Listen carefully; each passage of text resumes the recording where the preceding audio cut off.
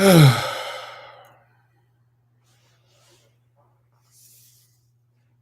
wish the internet were more stable.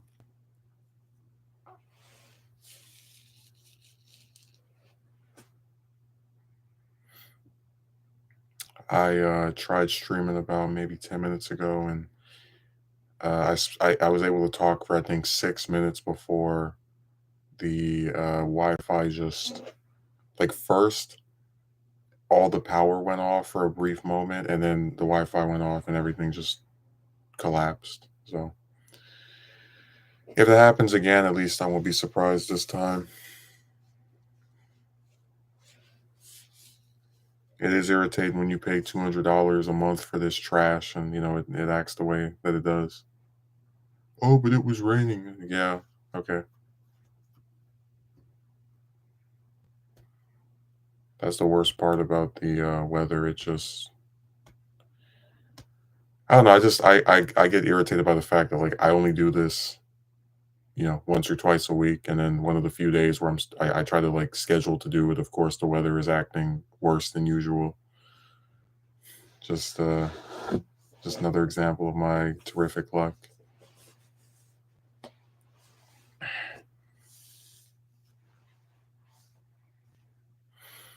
God, you just can't win with some of this stuff, I tell you. I guess the one silver lining is that since tomorrow is Easter, I'm not going to have to work, so I'll get Sunday off for the first time in I think 3 months.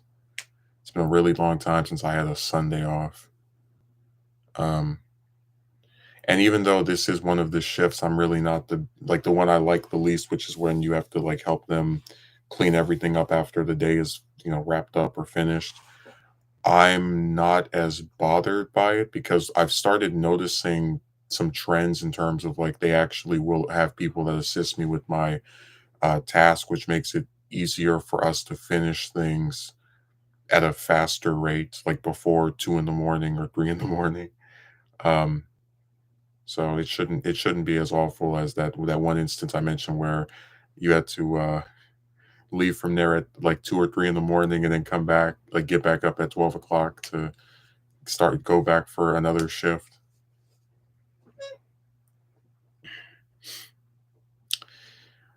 What else can I throw out there? Oh yeah, um, new video coming. I have about 4 pages of the script so far. I'll probably I'll try to see if I can finish it tomorrow. Maybe not recording everything, but at least the script part, because most of it is done. Um, it's just one of those things where I proofread through it. I try to make sure everything that I want to say is there, and then we can go from there.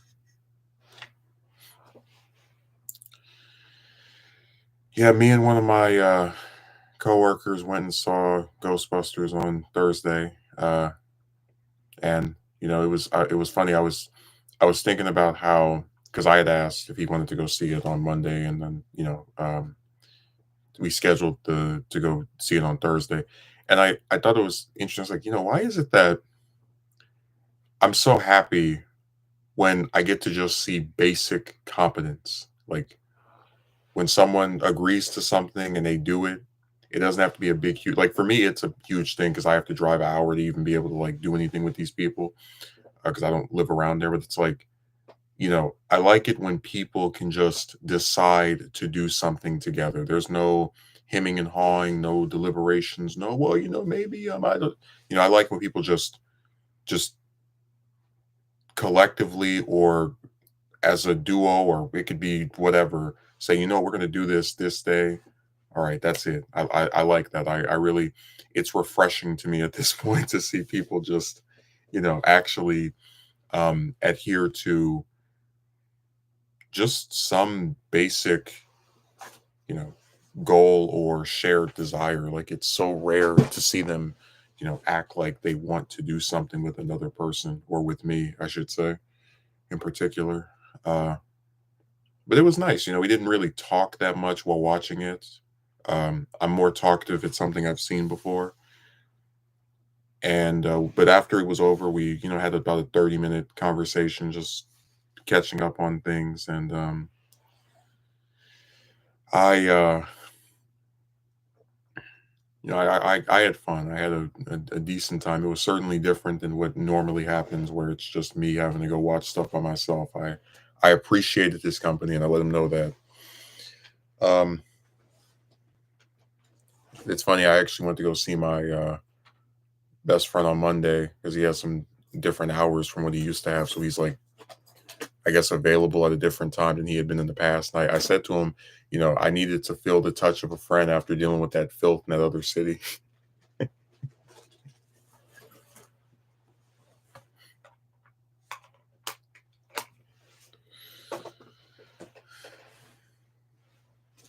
And I mean that sometimes when you're just surrounded by people who don't want anything to do with you, they won't even look at you unless they think that they can get something out of you or to go and fulfill some task. Um, you just really need to be around someone or something that reminds you that not everyone is like that.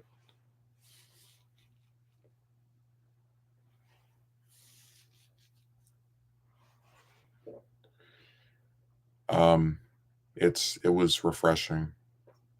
Like it was genuinely refreshing to just meet him outside his house and for about a half an hour just talk. Because like I said, I've never tried to pursue any like big huge demands of people I try to call myself being friends with. It's really just at most you want to be around the person and just hang out in the general sense of just talking.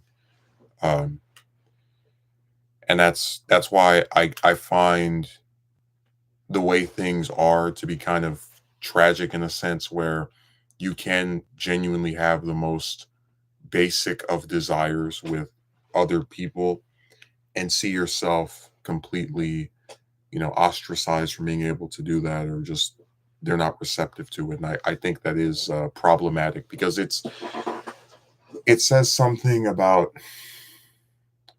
I don't want to say a society, but just like people when we desire things that from an objective standpoint are really not that big of a deal, and we just can't find anyone to do it with us. Like, hey, maybe I can find someone to talk to about, I don't know, this show or this movie or uh the job and whatnot. I just think it's sad. So it was a week of a little bit more companionship than I'm used to, and I can at least say that was one of the few positives.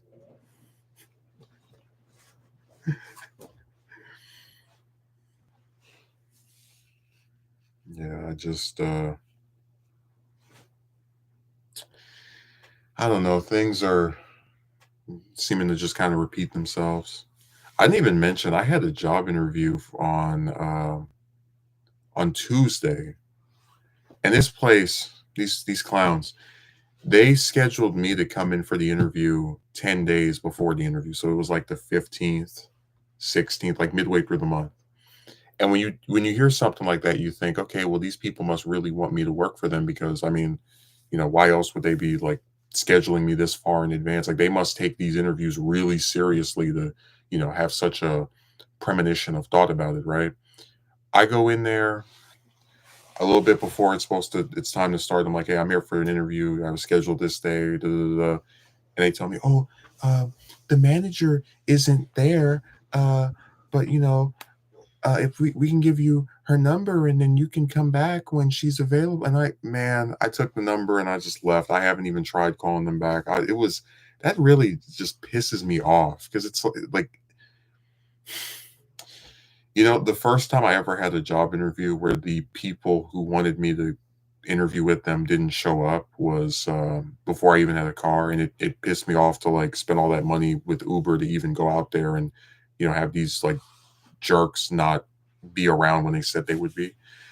Um, so in having a vehicle, and like the place isn't that far away, which was like one of the things that made me excited to potentially get hired by them, so I have to drive so damn far just to work. But God, like they knew I was coming. They knew this was scheduled, and then they pull a no-show. They're just like, "Whatever."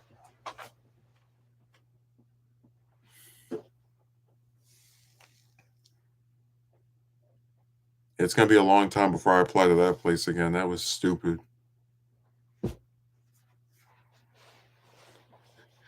Just come back later, and the person will be around, and then you can talk to them, even though you're supposed to talk to them right now, which was something we agreed to 10 days ago.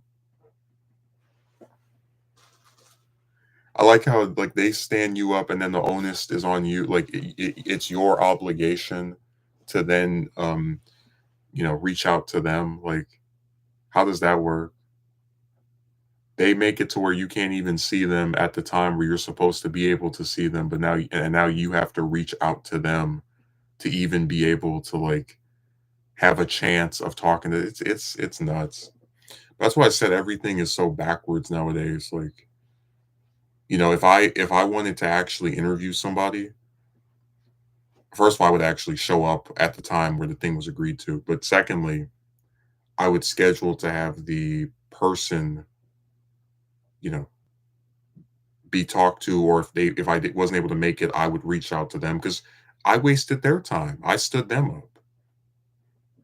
But this really is an era of low morale, no standards, uh, no compassion, no humanity. I mean, human beings are turning into, and we can talk about this later, but a lot of people, and I'll just also say this: when it comes to the internet, people saying mean things about me or someone else, again, that's expected. It's online. People feel like they're, gods on when they have these computer screens in front of them. I get it, but I'm noticing a trend more and more in real life where human beings don't act like human beings. They don't resemble people. The things they do are not what you could define as being considerate or nice or um, really any term that has to do with treating someone else with a semblance of humanity. They just don't act that way. They don't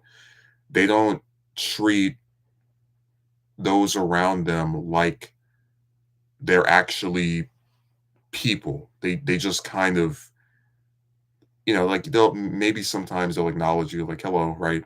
At most you'll get that. But as far as like, man, I feel kind of bad. This person came out here to do an interview and we stood them up. No such thought crosses their mind. Um, and I've just been noticing that trend more and more. It's like the more I try to have engagements and dealings with people in real life in a business sense, or even just because like it's one thing, I know businesses are cutthroat, but sometimes you have like, and we've talked about them at nauseum, but like coworkers who don't treat you like a person. They walk past you 1,000 times, don't say hello. um, of course, they know you exist because when they want you to do something related to the job, they waste no time requesting that. But as far as like, hey, how are you? Just nothing. You might as well be a ghost.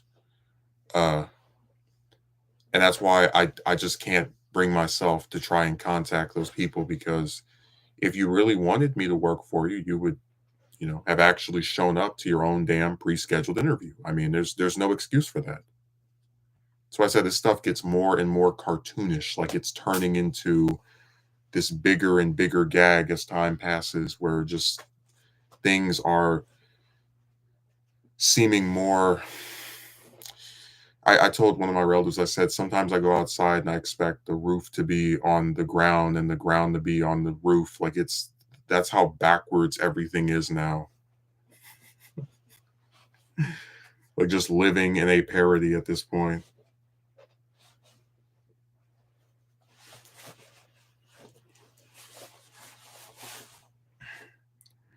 Imagine what I would look like.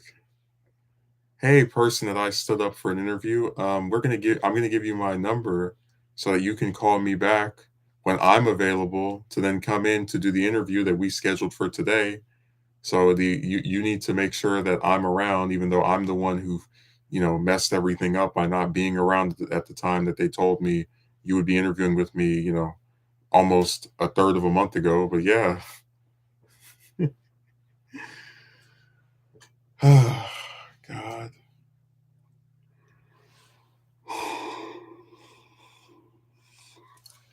Mm. Yeah, these early morning streams are they're fun to do because there's almost no chance of interruption. It's funny. I thought I didn't even realize the circumstances of yesterday were so much different from what we normally get because if I knew how bad the weather was going to be today, and also the fact that I could have done this yesterday, I probably would have tried doing a Friday freakout. Those are much more rare than Saturday Smackdowns.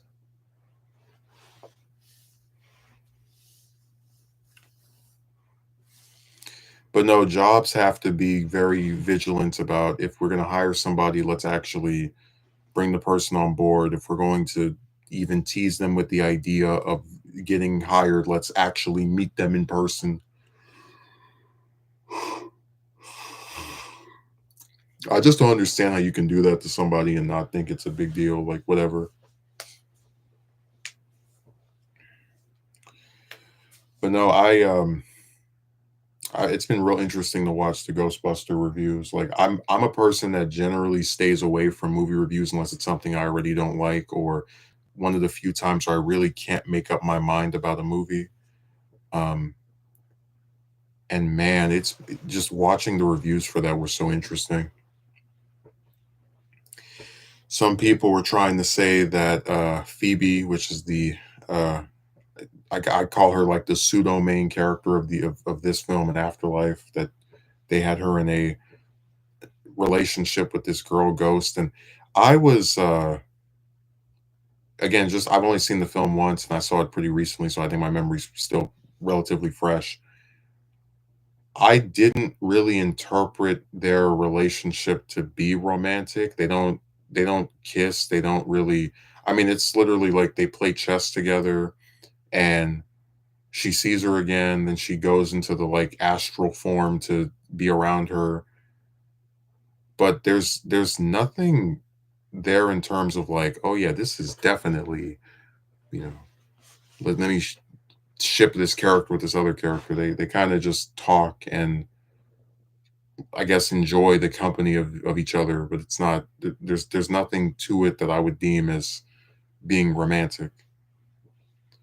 And this is a problem with a lot of media where anytime you have two characters that kind of like get along relatively well, it just gets interpreted as being romantic. And I didn't see anything in there that would make me think that was the aim of the writers, especially if you've got an underage girl and some ghost that even if she's supposedly also underage, she's played by some 20-something-year-old actress. It's just not something that I think Sony was doing on purpose, and that's one of the ways in which I found myself defending the movie because I'm like, I could easily say that this subplot was not as developed as I would like. They only have about maybe three scenes together. Um, but in and of itself, I don't really have a problem with it. Like my biggest issues with that film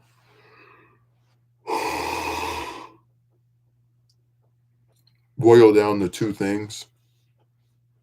It has too many characters, and the main villain doesn't even show up until like the last half hour, which I really despise because I like his design and I kind of like his powers, but he's just there for that final climax. Um,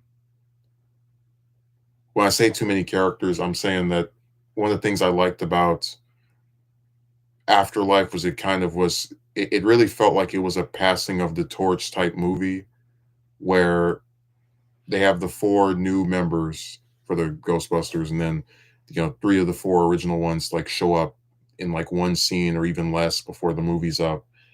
And then there's like the teacher and the mother, but it's still a mostly small group of characters with a core focus. In Frozen Empire, it's like you have the family unit of the mom and the teacher and then the two kids. And then you have Ray and the podcast boy or whatever. Then you have the damn other young Ghostbuster with some new guy that is like mentoring her with some glasses, and then some other some new character that has like control over fire. It's a lot, and then you bring in the other two original Ghostbusters at various points. Bill Murray literally just there to collect a paycheck. Like the most like bare bones role I've seen him in a long time. But it's funny because it's like the movie almost doesn't know what to focus on and who to focus. Like I'm really excited for when this comes out on DVD or on some other like streaming platform because I would love to just go through it piece by piece and break down all the different arcs that are occurring that like sound interesting in isolation, but because there's so many of them, none of them really get the attention that they probably could deserve. And it's like it makes Afterlife seem even more weird because I thought like okay they're introducing these new members and they're going to be the focus of some other movie that builds them even more, and really no one got developed at all besides Phoebe. Like the other members are just kind of there, and whatever stuff that has changed in their lives, it happened off screen or there's no introspection on their point. It's just it's so weird to me to create, and this goes back to what I was talking about earlier. It's like it's so weird to me to create a whole new team, and then in your sequel, you're still having to like. I mean, that movie was really about the granddaughter and Dan Aykroyd. Like it was they pretty much are the main characters of that film, which I mean I wouldn't have a problem with in isolation, but then again, when you bring in all these other characters and it was a really cluttered film.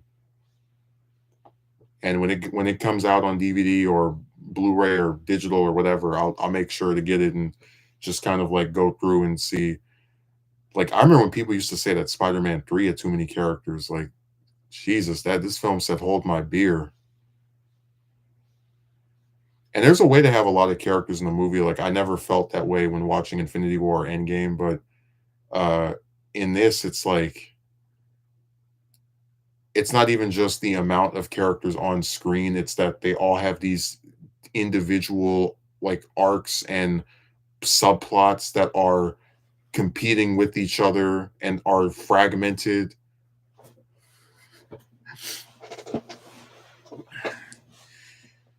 Again, I think it was okay. I enjoyed it for what it was. I'm hoping that we get another one, although based off of how many empty seats I saw, I don't know. It's crazy. Movies are really dying, man. Like films are going out the window. I'm every it seems like every time I go to a theater now, it's just empty. When that guy got his ticket, I went to that same theater and they showed me I did online, the mobile like purchase of a ticket.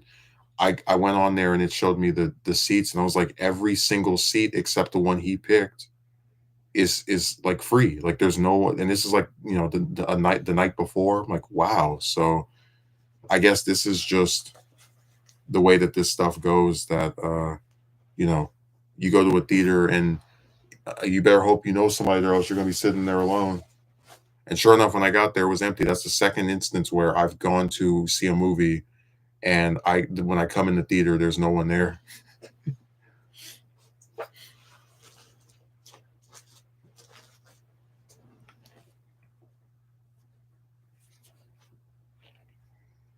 I know that's just me sounding like what do you call it?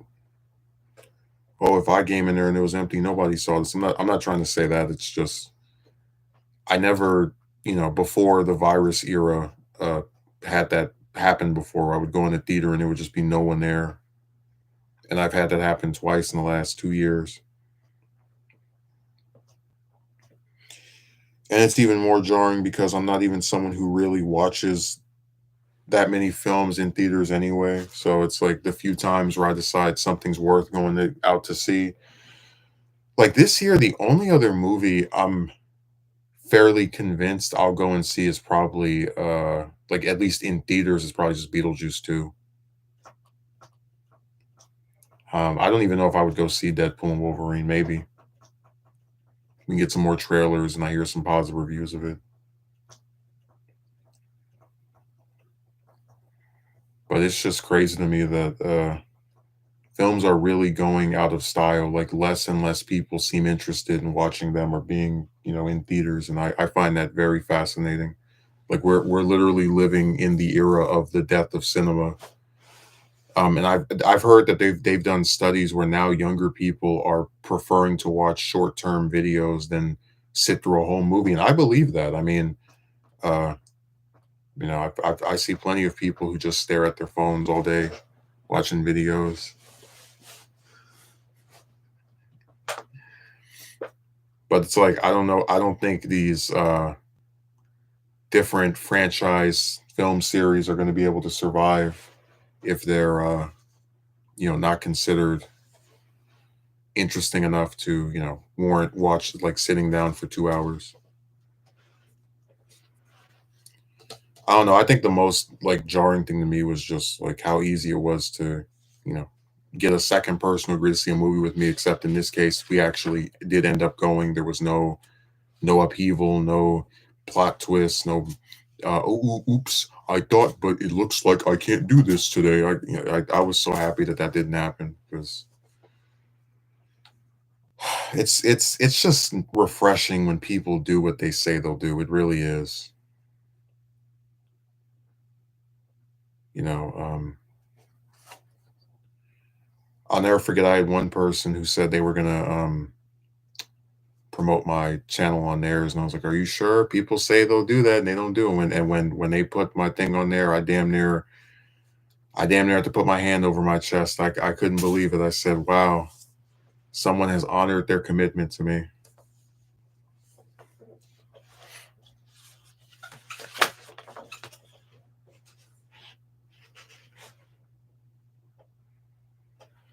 I'm serious. It's nice to see people just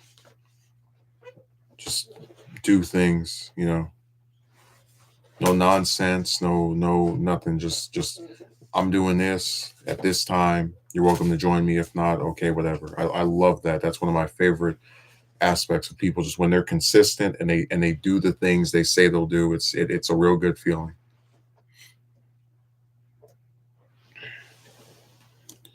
Oh man.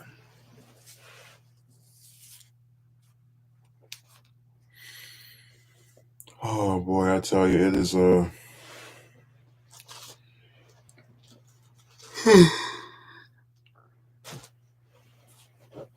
It's been an interesting month. I can say that. I have to keep reminding myself we're already a quarter of the way through this year. Time passes so fast.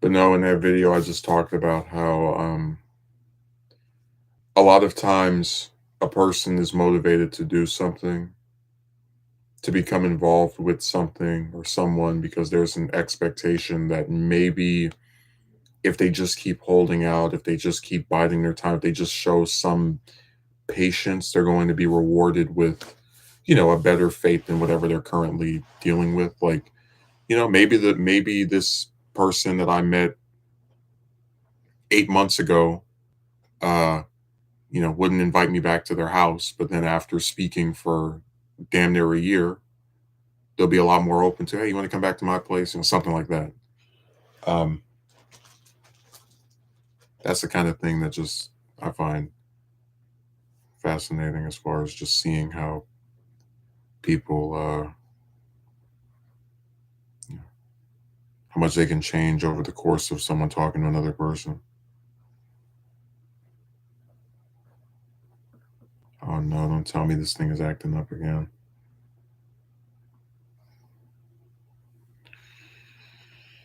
Yeah, the internet is not my friend. Certainly not this stuff.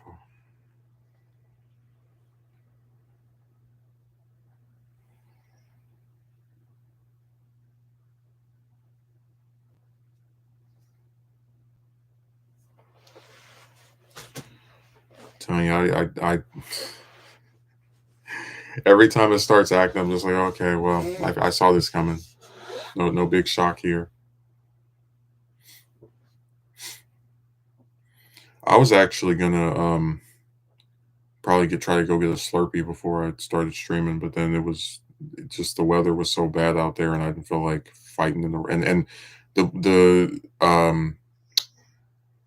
7-Eleven by me is really weird where they're normally supposed to be open 24/7, but for some reason I've gone up there at like 1 or 2 in the morning and they're just closed, and it's like really weird. It doesn't make any sense, and I don't know how they get away with it, but they do.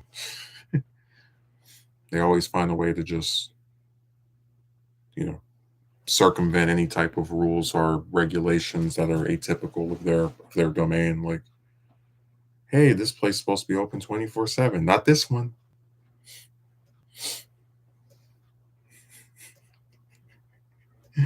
Man, I'm just imagining like the sheer terror of getting up and trying to walk over there to get a drink, right? And then you're fighting the weather just to go and, oh, sorry, we're not gonna open for another half hour or even longer. It's like, oh my god,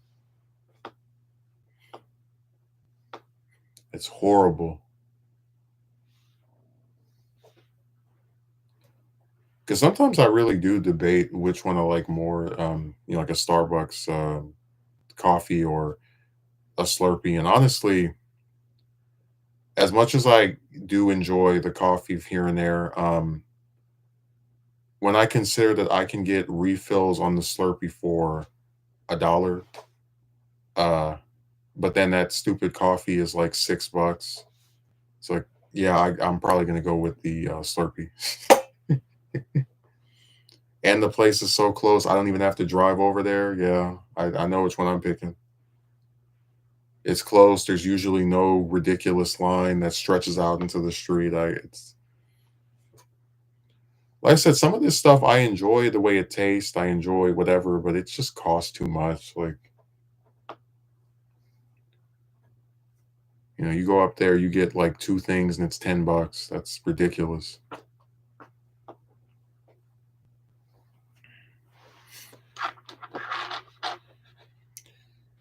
These prices are not economically feasible. But I was thinking about, it would be really nice to just, because I said I don't live in that area, but it would be nice to just have people over there and go, hey, maybe next Saturday, if you're doing, are you busy? Are you doing anything? And just kind of like, go from there. Um, because there is a difference in terms of like just the way I feel if I'm alone versus when I'm with someone. It's something I can tell.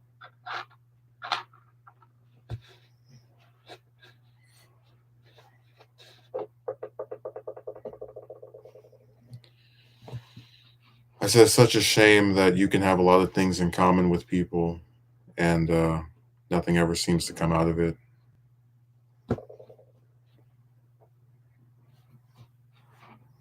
So I called it the era of waste because I'm not some, you know, anomaly or bizarre character who's so unique in all of these different ways. Like, there's some stuff that I'm into, my friend isn't into, but we have certainly enough common interest where we could sit there and talk for an hour or whatever amount of time and not feel like, oh damn, we're out of stuff to speak about.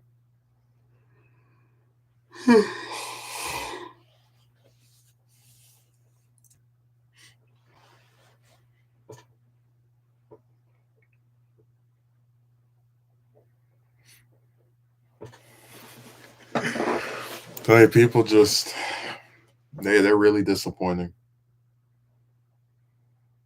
Always looking for a way to, waste someone else's time or not do something.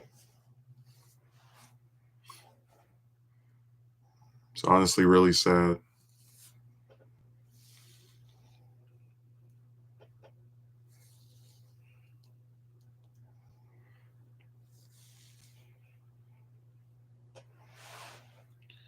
But no, I do think that as long as I just stay away from chicks when it comes to just doing stuff with outside of the high and buys, I should be okay.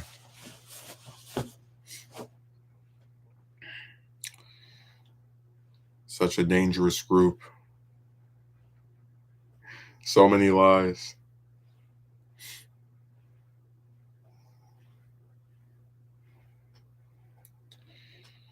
Yeah, I really just try to avoid them, and I even said to one person that sometimes I feel like in lowering your guard, you start to think maybe because like I have the crazy online critiques, but there are times where I think I might have been whatever, whatever. Um, but man, it's like anytime you show some compassion, some sympathy, or even like a demonstration of the belief that you might have overstepped or reached out of bounds or maybe not done something wrong, right?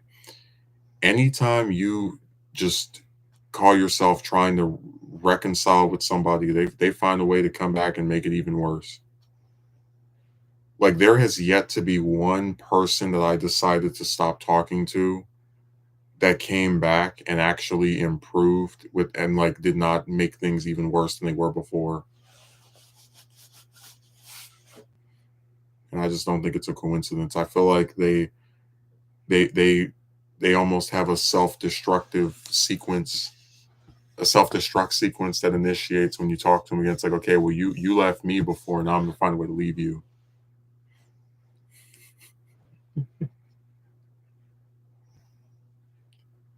I'm just imagining writing the mixed signals queen novel. Like, um, the only thing that I'm reserved about to an extent is coming up with an ending because I don't think the last exchange that we had is enough to really justify. I guess it's probably gonna have to be one of those conclusions where it's like I see them walking and I wonder why can't we be more. I used to see them walking and wonder why can't we be more, and now I know why.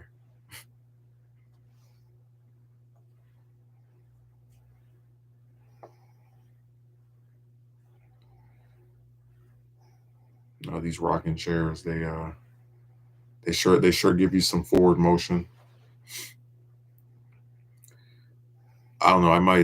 I usually when I write a book or even think of writing a book or some long term story, I always start with the beginning and the ending.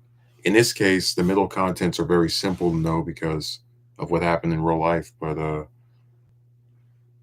I just can't help but feel like we need to have some better conclusion than what's occurred so far. Like I don't want to make something up, but uh, it just doesn't seem that thrilling of a finale for me. It's like, oh yeah, how does this end? Oh, you ask the person to sit by them, and they're like, no, and that's the first time they ever decline to just have you next to them. I'm watching a video.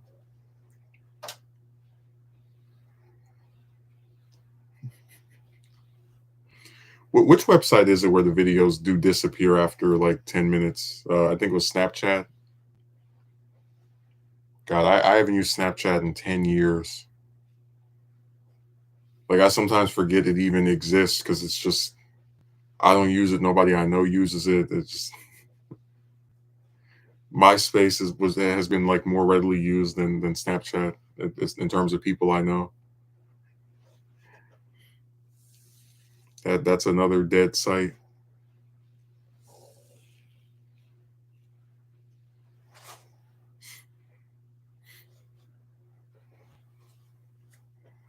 It feels like all the sites are kind of just fading away now. Like Facebook is turning into a graveyard where a lot of people aren't even like I don't really see anyone besides older people and some celebrities that still invest any time in that site. It's really been decreasing in membership over the last I'd say 5 years, if not even longer. Like the only sites that I see people like really still using are YouTube, Twitter, and Instagram. And we already discussed that on Twitter, a lot of people are what's what's happening is a lot of the older users are people who already were there are using it very frequently, but their newer memberships are not joining. The only one that's like experiencing rapid growth is Instagram.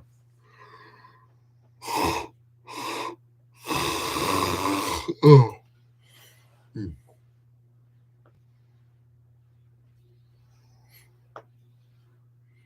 No, these sites are out of vogue. They're all just like crumbling away.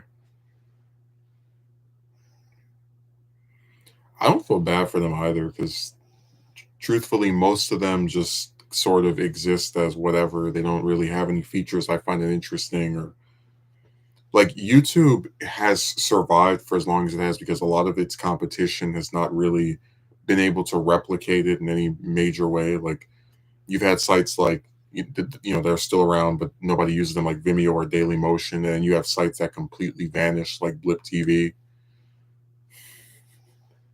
Man, I remember the Blip days. All the guys, I'm going to Blip, and then they post their videos over there, and like now the whole site is down.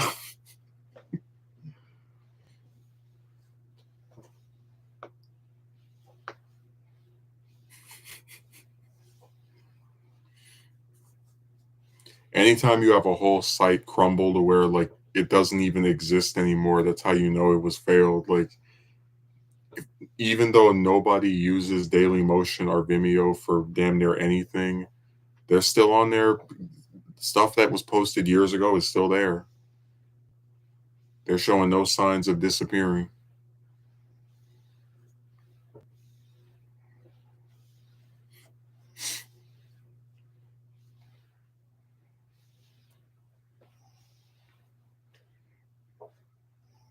To me, that's just the funniest thing. Like all these sites are just around and in perpetuity, and like they're not getting any larger. They're not like no one is joining Vimeo with the purpose of restoring it or making it bigger. People really just only post stuff on there or Daily Motion that doesn't get put on here. Like I remember when people were posting full episodes of shows on Vimeo and our Daily Motion, and those copyright holders. It's funny how much they don't care, like how they'll just scrub all that stuff off of YouTube. But if you post it on one of these other sites, whatever.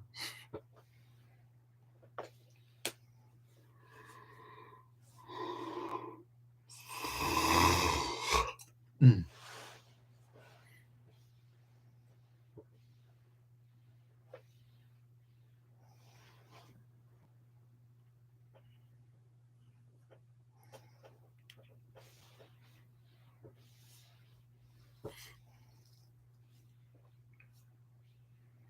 No, these different anime companies are also pretty peculiar about that, where they know to go on those different anime sites and take stuff down, but I'm serious when I say that there are people. I've just been so fascinated by how much effort has gone into making things free. Like I've seen people post full TV episodes where they'll take the intro and they'll like slow it down or speed it up to avoid copyright, or they'll flip the screen, or they'll have some filter on it, or they do all types of weird stuff.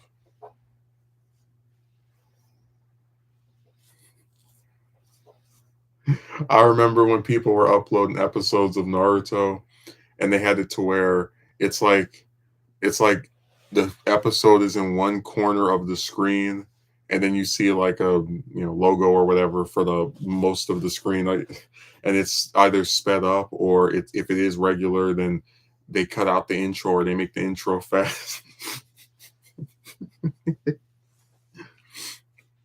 Tell you so many like tips and tricks to just dodge copyright. It's really hilarious.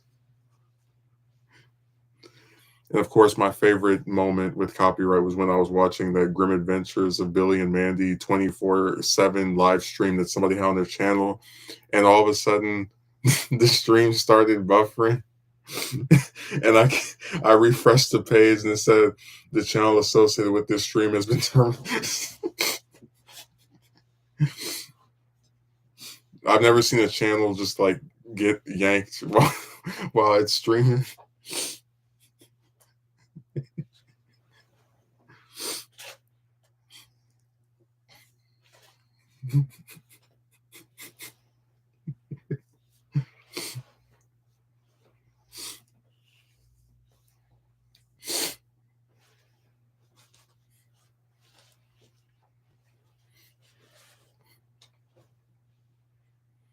Yeah, I hope I'm not catching the cold because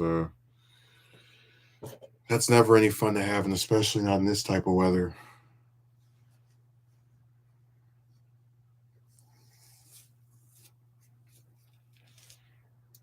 I told the one lady at the dentist, I said, I'm not surprised. I'm cursed.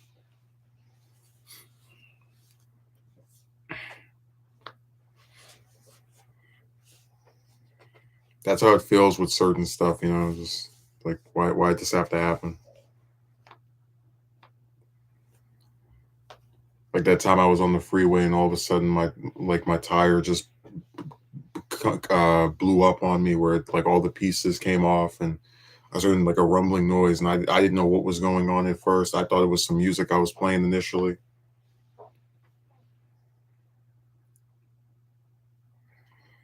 I'm serious when I said that kind of stuff just makes me really unnerved. Like this tire just had to burst on me while I'm driving at this excess speed. And I'm just glad it happened when I was almost off the freeway anyway, because to be in the middle of traffic with something like that is no fun. Or like, I'm glad it happened when I was like going somewhere that wasn't work related because oh boy, that was really scary.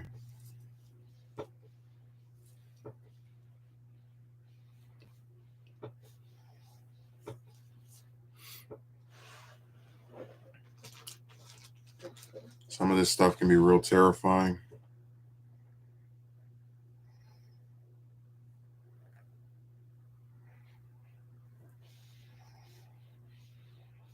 Just like I was talking about how the thing that always scared me about working somewhere is just the idea that like even in having a job you still don't, you know, make enough to see any like real change in your living standard, and that has driven me nuts because it's like so much premium and thought is put into, oh, you need to work, you need to have your own income, you need to be able to take care of you. It's like, but you can't, and that's not because you're not working, they just aren't giving you enough hours.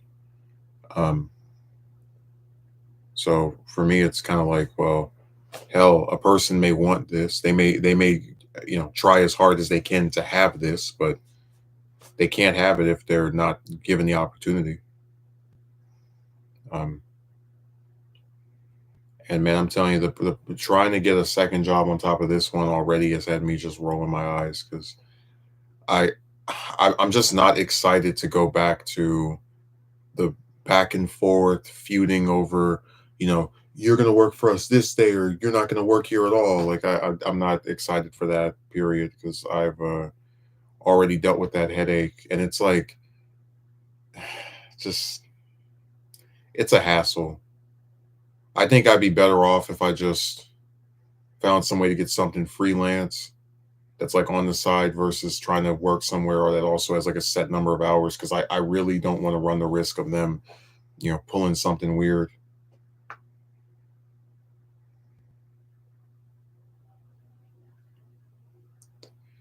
God, it's sad how simple things could be, like you can work one job 4 days a week, one for the other for like a fifth day. But they don't want to do that. I'd be all open for working 6 days a week. I wouldn't have any issue with that. Even if I'd rather, not or whatever, but still, like it would be like a something I'd still be open to doing at a minimum.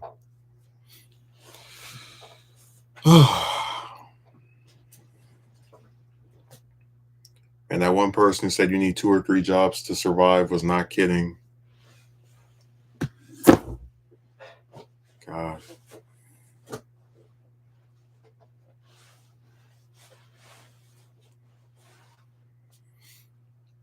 Mm.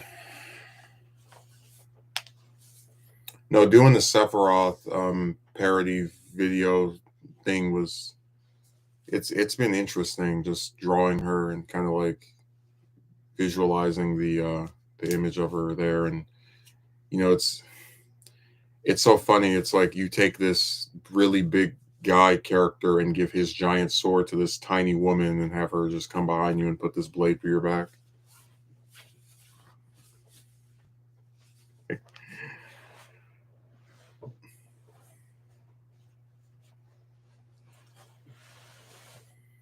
I've been going frame by frame,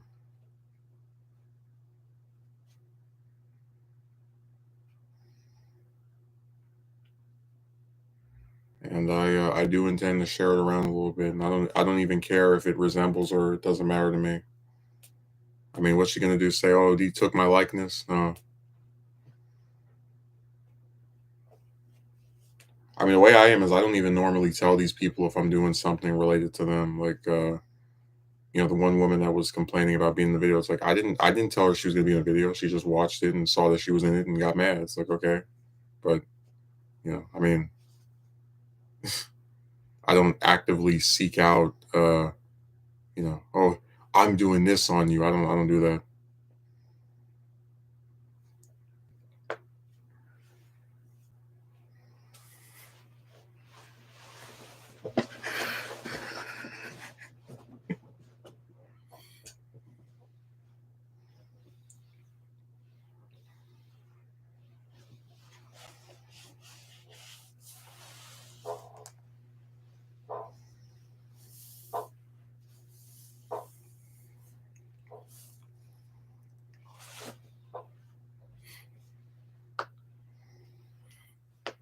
Man, it's just been such an interesting period of the last 4 months. I tell you,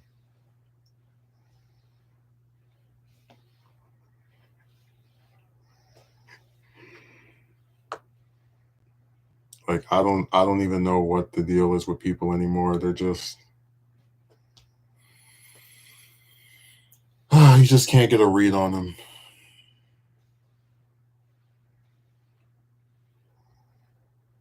Too much weird stuff is happening, and too many betrayals. Like, I'm not kidding when I say that the biggest mistake I think I make is lowering my guard. I do believe that when you go beyond trying to say hi and bye, it doesn't matter what it is. It could be something as subtle as you just stand by a person. They can find a way to exploit it and make it seem like you're the worst human being that ever lived. And I just get tired of the antagonism, because a lot of it is just unnecessary. Like, you don't have to tell on this person. You don't have to try and get them fired. You don't have to, try to destroy them because they don't talk to you anymore. It's not necessary. And that's why I said I've had my problems with coworkers before, but I've never tried to get someone in trouble as they have done to me here. I've never like sat there twirling my mustache. Mwah, I don't do that.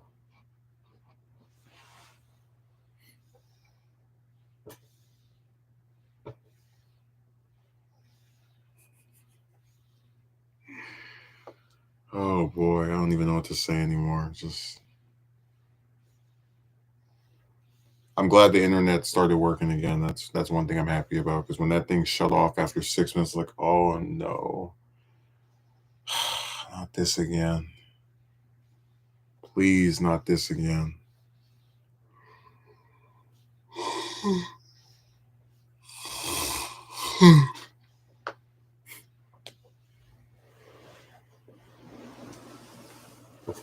Mm, mm.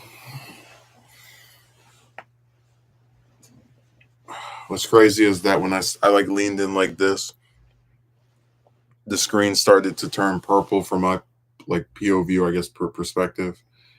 Uh, and it has to do with like the lens and whatnot. But I got nervous. I was like, oh no, is something else happening with the internet? Please.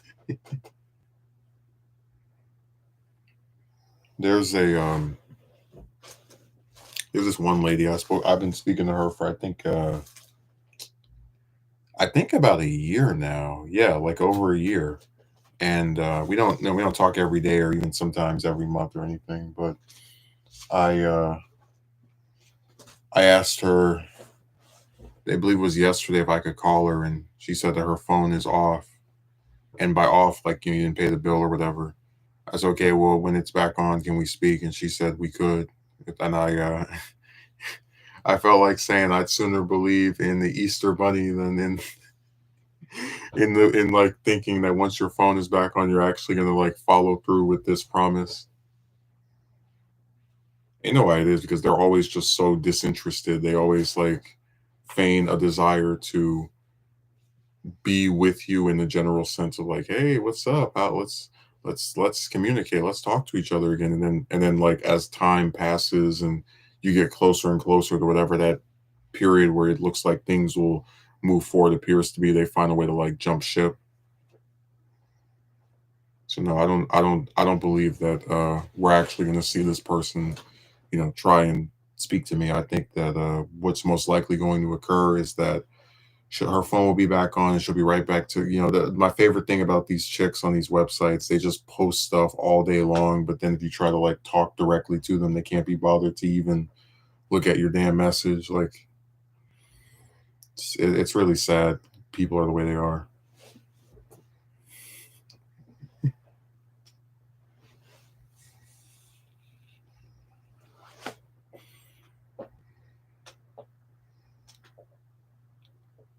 No, I'm not surprised. I give it about a month and we'll see more nonsense from that one.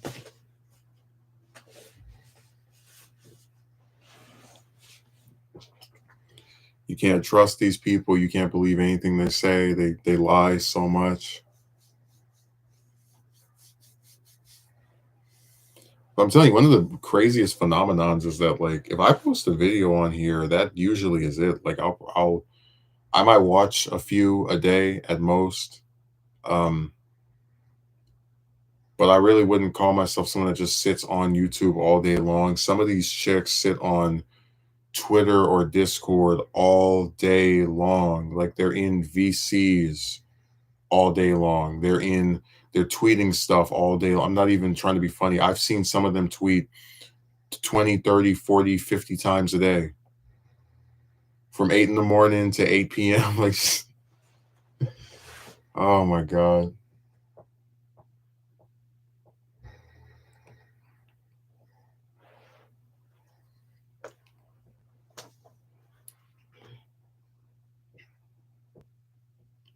They drive me nuts because it's like well, it goes back to that same thing of like everyone is just like too damn busy to talk to you, but then they can find a way to like have the free time to go and type up all this other stuff.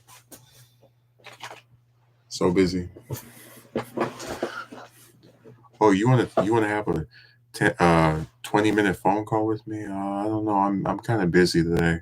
And then you go on their social media and they've been posting stuff from when the sun was up to when the sun went down. It's like who are you trying to fool?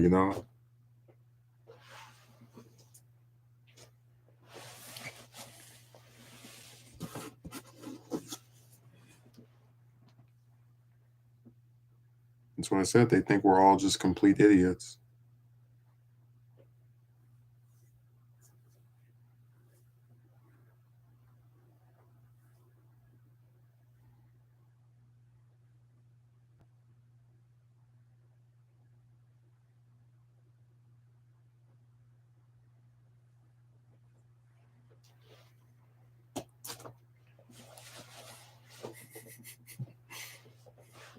It's like, look at me. I'm so honest. That's why I have to pretend to be doing something to dodge talking to you.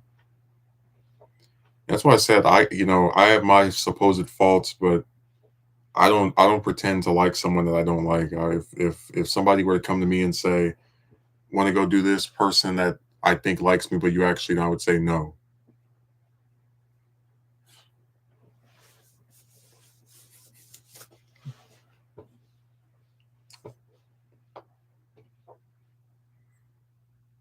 So I said I'm not wired the same way as these other people. I just I just don't see the point in all this damn time wasting. I really don't. Like, why spend week after week after week putting off something that you don't want to do? Just don't do it.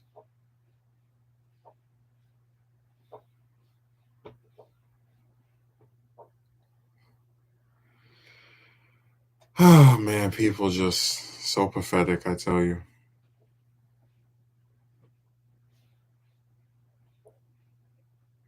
No, the one good thing about today is I'll be able to go up there, work for, probably like anywhere from 5 to 6 hours. I don't think it's going to be the usual 7 or 8, and then come back and relax. And I'm not going to do anything tomorrow that I would call like special or important, because I usually don't have any big plans for these. I said before, all the holidays are dead to me. They've been that way for years now, where it's like I might have some good memory of one of them from a year or for a few years or whatever, but as far as like in the current era, do I do anything with them? No, almost nothing.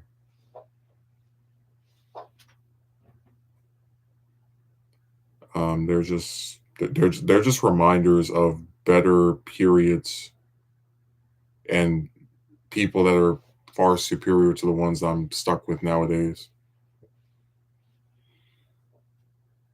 So a lot of times I actually prefer to just like I did my stream on Christmas, for example, just because I wasn't really in the mood for any festivities. But just kind of like in general, I don't really get involved with celebrating holidays anymore because no one who I did them with is around anymore. So it's just kind of it's all hollow. Don't make me get started on Discord because so many of them that on there do that on there. Oh, you'll love this. So there's a new artist. I met her probably about 2 or 3 weeks ago, and I'm not even saying this to be ironic. I like her art. I think it's it's cute. I'll put it that way. So I sent her a message and I said I really like your art. No response. But then she started to get, I guess, hungry for some commission money. So I said, you know what? I haven't tried to commission somebody in over a year. Uh, why not have her draw something for me?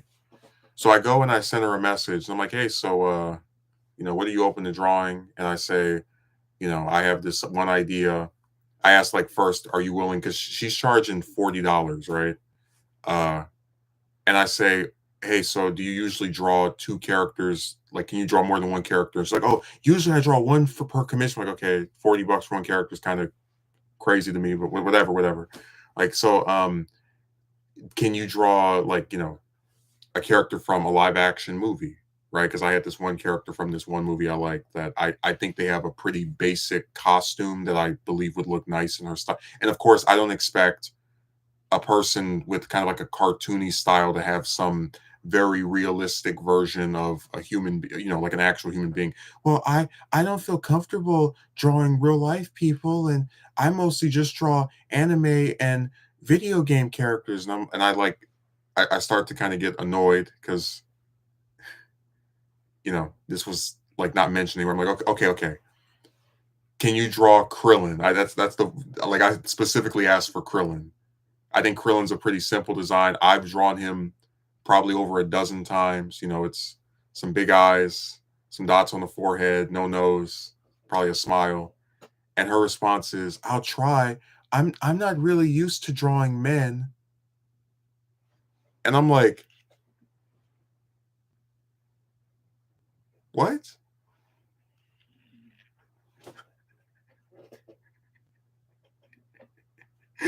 So I want you to think about this. This person wants to get paid to draw, and because I mean, I'll give somebody some money to draw something for me, whatever. If I, like, I'm not against doing that, but they don't want to draw anyone from real life, any like real life person, even if it's a fictional character that they portrayed. Just I think it's crazy. They won't draw a male character.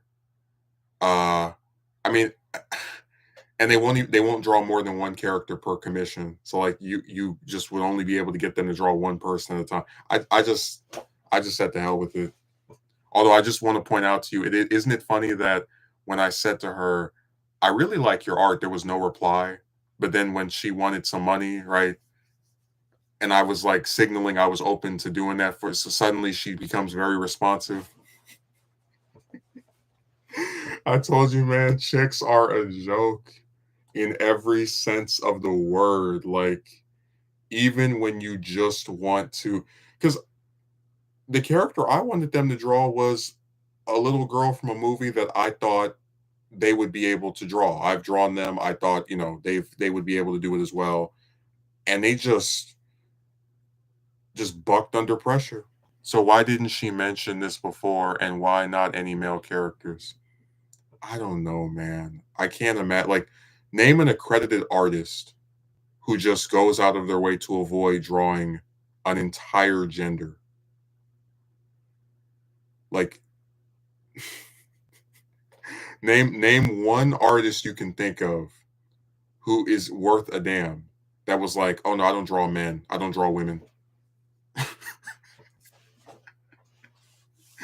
I could never get away with something like that because one of the first people I ever drew was my grandpa, and then one of the other first people I ever drew was my grandma. So it's like I never at any point was like, I only draw men. I only draw women. Like it's weird. And you remember, it's not even like I'm requesting. It's like you're gonna get paid to draw. Like, you get what I'm saying? Of how like you keep trying to find something she can do, and she just keeps putting up more. That's why I said sometimes I think people are self-destructive on purpose. Like they just don't want to do stuff.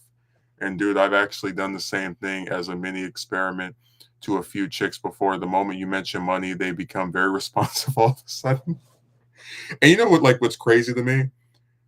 I wasn't even trying to have a conversation with her by saying I like your art. I was just expecting maybe she would say thank you and that would be it. Like no response. Didn't even open the message. Didn't even look at it most likely. But the second you say something about some money, that's why when we were talking about the other one and this idea of having her voice act for me, even after all the stuff that happened, I'm about 80% sure she would do it. If you came to her and said, "Hey, I'll pay you this amount to record some stuff for me," I'm very confident that she would do it. The second you mention some money, all these people are good for. It's really sad, man. It's just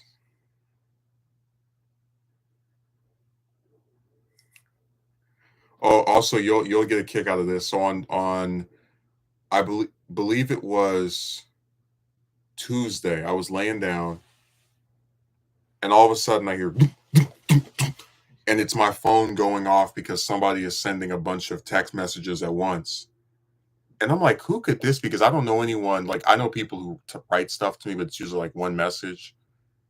And I look, and like my hair goes from this to like this, like just like that. And you'll never guess who it was. It wasn't Mixed Signals Queen, but you'll never guess who it was because when I saw the message and the name, I was like, what? You probably don't remember, but I mentioned that there was a chick who was like acting really nasty towards me after she made some mess. I made like a joke about, oh, how could you do this? And I said that like for some reason at this job and this other one I had, it's always the broad with the nose ring that acts like crazy or is like really nasty to me over stuff that I just don't think is that big of a deal. And when I saw that message from the one with the nose ring, I said, "This has to be some elaborate ruse. Why would she be contacting me?" She wanted to swap shifts, and I asked her what time is your shift, and then she was like, "Never mind." But I was just so surprised, like, what? I, so that means since I started working there, I've had three different chicks like reach out to message me or contact me or whatever. And out of those three, two of them have had nose rings, and two of them have only been wanting to talk to me when they want me to like take their shift or do some other work related thing.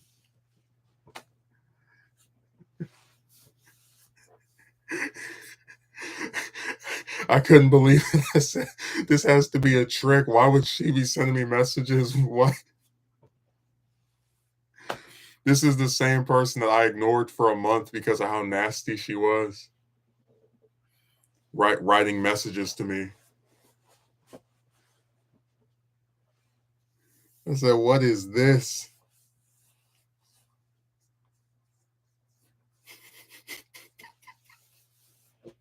You know, kid, I was laying down here. Huh? And then I looked and I saw the name.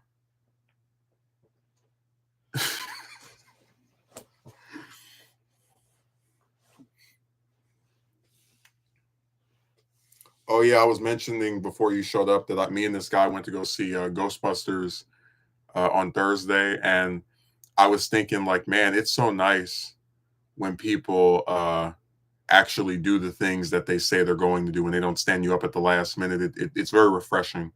Has she ever asked that of you before? No.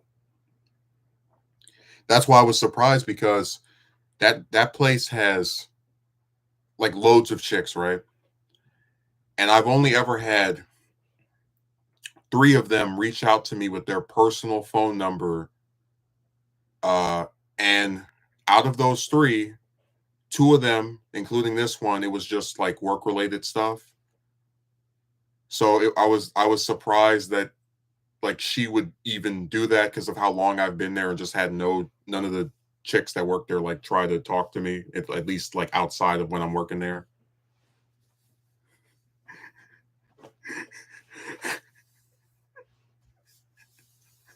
When I saw her in person, I was like, I can't believe you sent me something. I was shocked. I thought I was dreaming.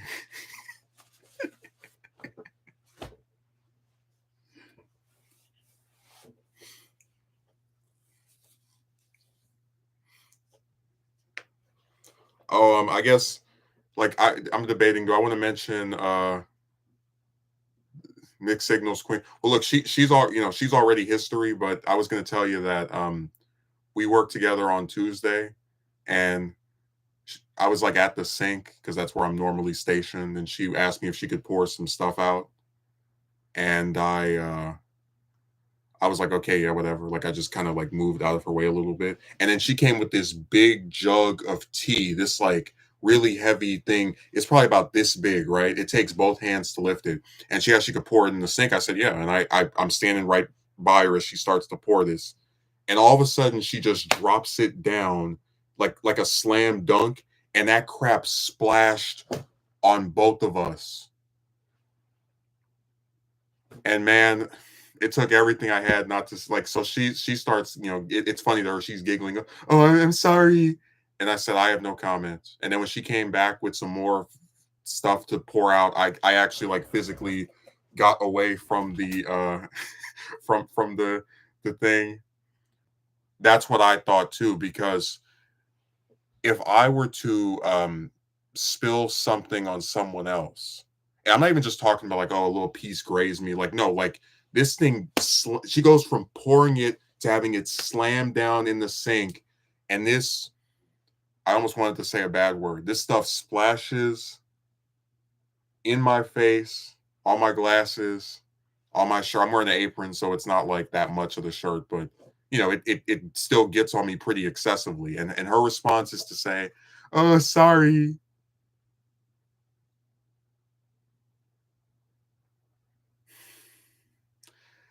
And one of the reasons I think it was on purpose as well, besides her reaction, is that I hadn't said anything to her at all that day. Like I'm not joking about Saturday being the final nail in the coffin. That right, with those two revelations of I'll pick you up at 8, and I'm watching a video, right? So I haven't been speaking to her at all. So I figured that might have been something she did to deliberately get my attention. She loves spilling stuff, man. Such little subtle ways to try to get back at you or something. I'll put it like this: plenty of people have poured stuff in that sink and they've never splashed it on me until her. So I'll just throw that out there as well. And then I went there on Thursday because I was in the area, and I saw her, and I didn't say anything to her. She didn't say anything to me. Uh, she did her usual thing of acting like I'm a ghost, and I'm scheduled to see her again today. So it's been every 2 days. Because on Thursday I wasn't even intending on like going in there, but I was so damn hungry after seeing that movie because I left my place around like 12, 1 o'clock, and by the time me and the guy finished talking, it was already like 5 or 6 something. So I didn't feel like having to wait an extra hour to get back to my house and through all the traffic. So I just drove in there, ordered my stuff, took about 10 minutes, and was out of there. She's just doing what's in her name, sending mixed signals. It's funny because it's like when she wasn't speaking to me the first time after, she stood me up and I got mad at her and then she got mad back at me. I'm telling you, she was going out of her way to just act like I didn't exist. She'd walk past him without saying anything, put the damn headphones in to ignore me, got a whole damn ladder to go and grab stuff without like asking me to get it for her.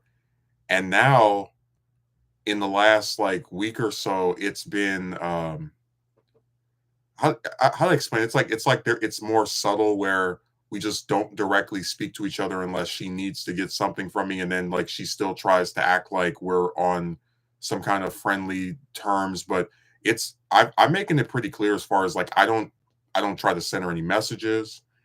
When I see her on a break, I don't try to come to her anymore.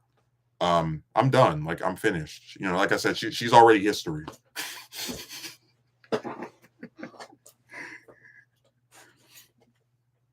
But she does like sending those mixed signals, man. I just it's gonna take her a lot to be able to get me to want to talk to her again. She'd have to like instead of a mixed signal, she'd have to send a redemption signal. She have to get on her knees and say she's sorry, and I don't see that happening. So we're gonna stay like this. I told you I apologized to her one time, and that was it. I'm not issuing any more apologies.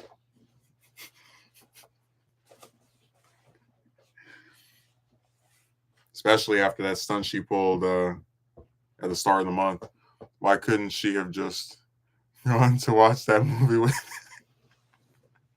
I've asked myself that question several times in the last 2 months, and I never can get a good expert. Like I never can figure out why. Um, I sometimes leave out certain things because so much stuff has happened. Um, but I didn't just overnight decide to ask her to go see a movie. Like I actually deliberated on that for a little bit. And the week before I asked, I had actually seen her outside and I went and sat by her and I asked her if she was doing anything on Saturday. And she said no. And she kind of said, like, Um, and that was when I first got the idea of, maybe next weekend or the weekend after that, I can ask her if we can do something together. I mean, if she's not busy, like, what I'm saying, of how it's interesting that before I asked, she wasn't busy on Saturdays. And now, like, ever since I asked and started speaking to her again, or had started speaking to her again in the past, then she suddenly was like the busiest person in the world. I feel like she would have been more expressive with her friendly gestures toward you. Man, I was so irritated when that stuff splashed. I couldn't even look at her damn near. I was just like, why? Why?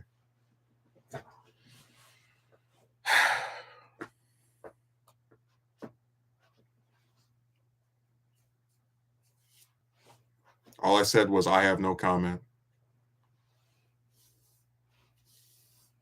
And when she came back, I moved away. I scooted away from the sink. I was like, no, you're not spilling anything else on me. Mm.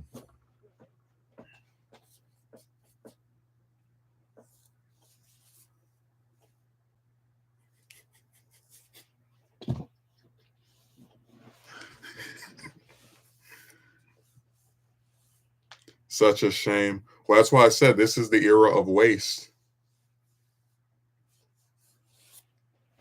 Like everything is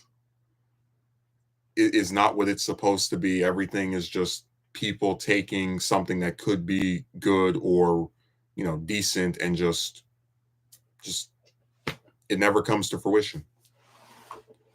I mean, I gave you the example of how, it's like at the job they throw out all this food that they just cooked, throw it all out in the trash, and like nobody looks at that and says that's kind of weird. Like all this stuff that could feed somebody, just get rid of it, whatever. Like that's weird to me. So it is a shame and it is a waste. It's the waste era. Oh, by the way, when I saw my friend on Monday, um, this is like 2 days after the whole like thing with I'm watching the video and I'll pick you up at 8. I told him I'm glad it was really I needed to feel the touch of a friend after dealing with that filth in that other city. So this is a nice palate cleanser.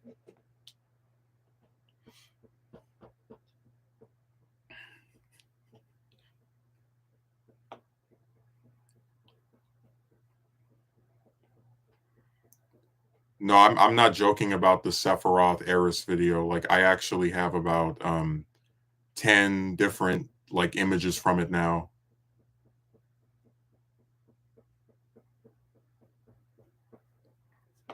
I'm just sitting there like this, and all of a sudden it's coming. Give it about a week. Uh it's on its way. Because the way I was treated, that it is the perfect manifestation of how I feel. When I think of her, I feel like someone has plunged a sword through my back. I genuinely have that feeling. LOL, the way how things are, it's like if you're a guy, you aren't allowed to express any discontent with anything these days. Oh no. I mean, you saw that I had just wanted to talk to like directly to her about what she did, and she wouldn't even let me do that. Can we please drop it? I'm telling you, this is how she looked. She was sitting in the chair, kind of like leaning like this, and she's and staring at the phone. She's like, "Can we please drop it?" Imagine what I would look like if I tried to get somebody in trouble at their job, and the person like wants to directly talk to me about the allegation I made against them, and I won't even like hear them out. They're not yelling at me. They're not threatening me. They're not cursing at me. They just want to speak to me like two adults, like a colleague, and I won't even hear them out.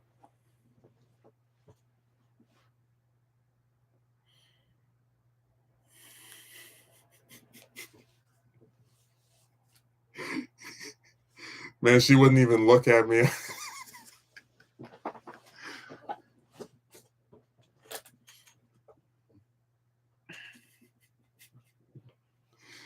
Oh, those mixed signals are strong.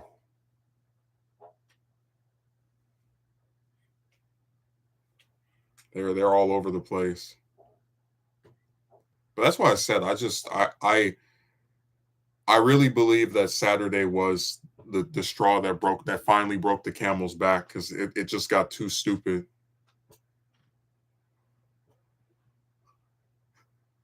Like you want to sit next to somebody and they tell you they're watching a video as if the video is going to self-destruct or explode if they if they stop watching it to talk to you. She's too weird with she what she wish she what is this? Wish she did blank at work in the wish she didn't work in the same place as you.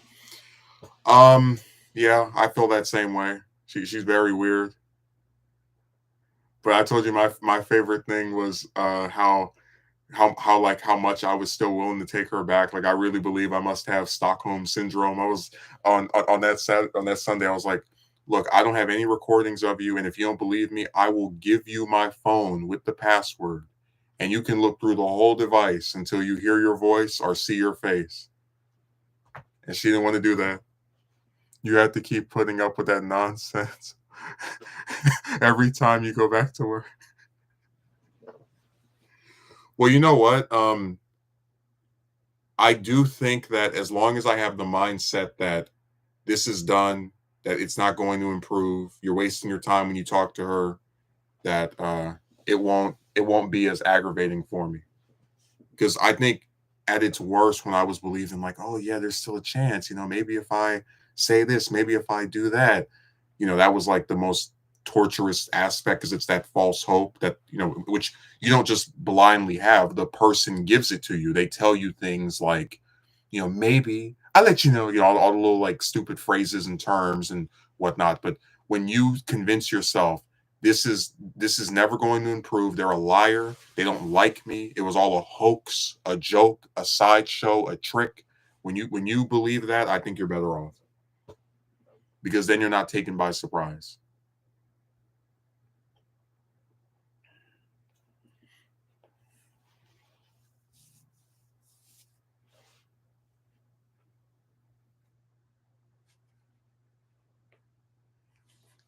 The only way I could fully dodge her is if I started working in the morning because her availability is like 4 p.m. to whatever after that. And they usually have me come in during the afternoon or evening. So that's why we get stuck together for several hours like we are today.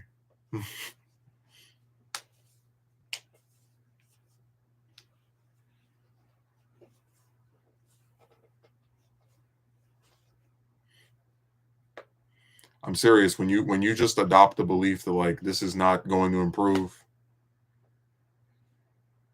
it's not as aggravating.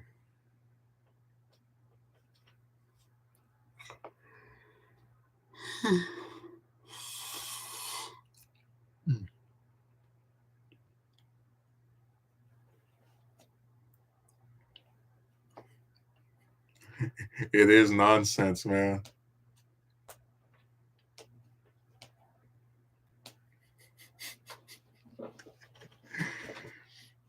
You just can't trust anything.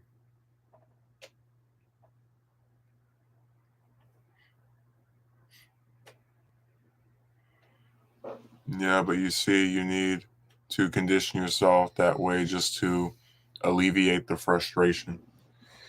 Yeah, because when I was getting really invested in her, I just felt like I was, you know, being let off a cliff. I mean, you keep believing that if you just try hard enough, if you talk this way, if you put up with this, things will get better. But I saw over the span of those weeks that things just were not improving. And, you have to, I think it's a combination of just reminding yourself how stagnant stuff was, along with the blatant, like, lies and, you know, pushing away of you.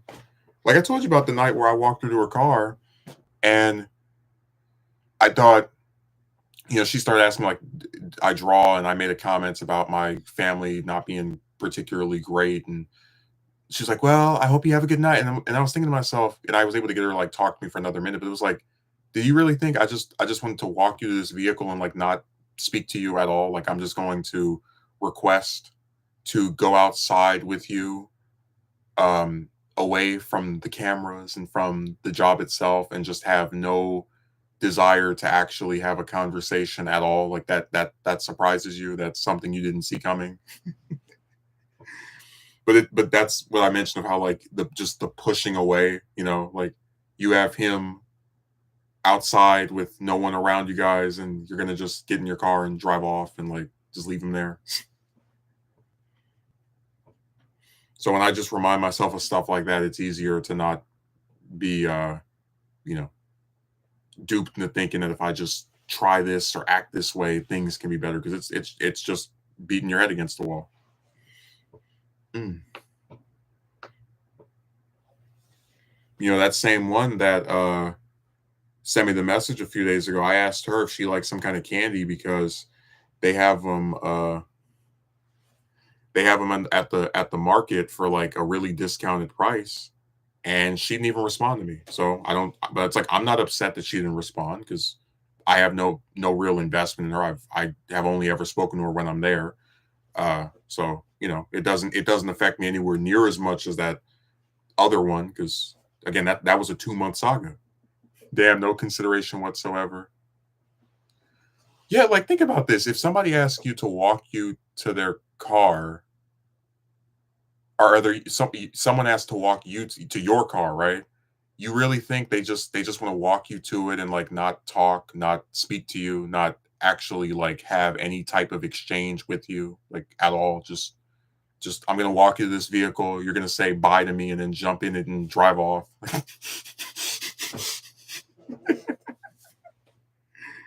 You know what I mean? Like just that's why I said it's so weird, man.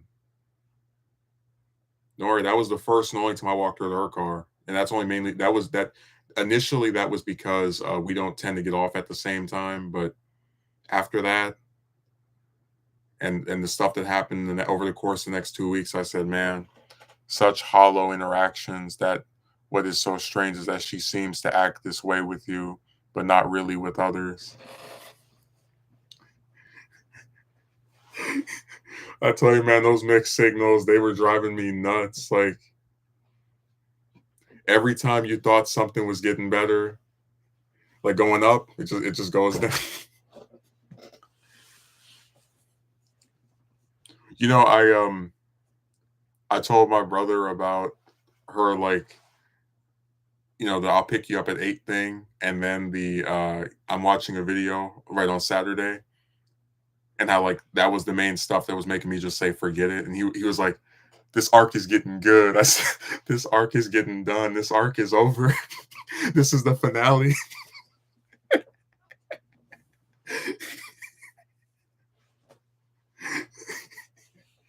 Mixed signals Queen Saga is through. It's finished. It started with a bang and ended with a whimper. This arc is getting good. This arc is getting done. So it's going to be a long time before I try to invest this much into abroad ever again. Like, and it most likely won't be one from a job. Like I'm pretty confident of that because we don't need to give them the power to like try to screw you after already screwing you personally. Screw you professionally after already screwing you personally. It really is like an anime with these arcs. Queen keeps dishing out. Well, you know what it is. Like I said, it's like a bunch of plot twists. Like think about it. The arc starts simple enough, right? You go up and you ask this woman if she wants to see a movie, and she says yes. Okay, great. That's the first like chapter, 2 chapters. But then here's the plot twist. She doesn't respond to your text message. Why does she respond to text message? I'm not really a call kind of person. It's like, okay, that's kind of weird. And then, she finally responds, but tells you that she might not be able to do it on Saturday, the night before, which is like really weird, but whatever. Then Saturday, she stands you up, and then you see her for the next 3 days and don't say anything to her because it pisses you off. So then after that, you don't talk to her for 2 weeks. Then you start talking to her again because you feel, like you were too harsh. And then, she's very receptive to you speaking to her again, or seems to be anyway. Then as the weeks go by, you ask her multiple times, "Hey, so are you busy next weekend?" Da, da, da. And she keeps like putting you off. I'll let you know, and then that never even updates you, never even gives you the courtesy of confirming that she's available or not, until you finally confront her over all her lies by saying, "Hey, look, I know you don't like me. I'm not stupid. Oh, do the face, right?" And then she rage quits and jumps off, and you think, okay, well, at least it's finally over.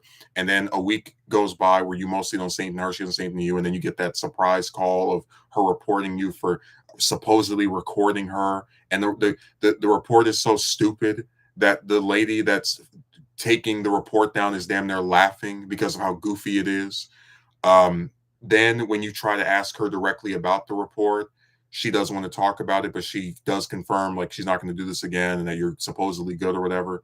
From then on, she only speaks to you by saying hello and da da da da. Then like it just,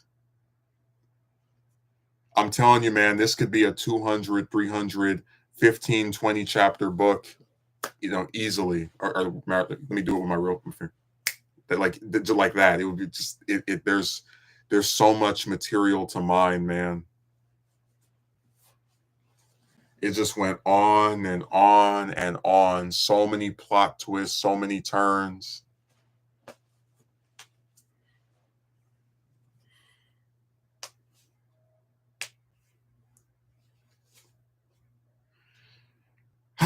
All this for a broad that I didn't even want to date.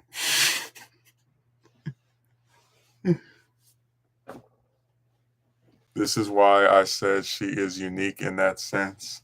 Yeah, if you ask me when's the last time you had some woman that just this like extremely I'm serious. I've never had this happen with a coworker.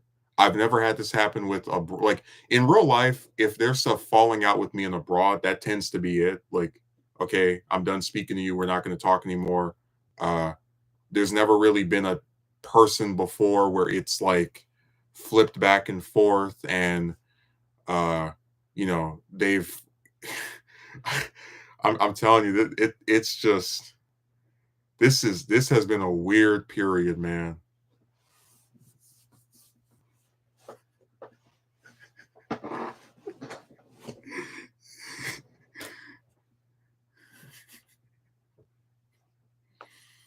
But I'm serious as well when I say that in just wanting to be friends, I did lower my guard in a way I normally don't, and I think that she took advantage of that. Maybe not in like the sense that she's aware of like, oh yeah, he normally does, because she doesn't. None of these people know about my true feelings towards chicks, right? But like in the general sense of, oh, you're kind of like you're believing that hey, if it's just going to see a movie, I mean, and the person agreed to do it, of course they must like me in a platonic way, right? Otherwise they wouldn't have agreed to this. But then you find out as they keep delaying and dithering that you know it was all just another cruel joke. And it's even more messed up to think about, having such lowered expectations and still not having those met. I've always felt since the 2020 started, it has been the most weirdest decade so far. You remember I said in the 2020s, you're going to see women at their, sorry. In the 2020s, you're going to see women at their best. Like, I'm not kidding. This is the first broad in real life that told me I couldn't hear her voice. I said, "What is that?" Like, oh man, because I knew that was a thing that existed from as early as 2018, right? Like, being on Reddit and whatnot. But like in real life, you see a woman and she tells you that she doesn't do calls. Like, huh? Only women I know that don't do calls are the ones that don't have cell phones.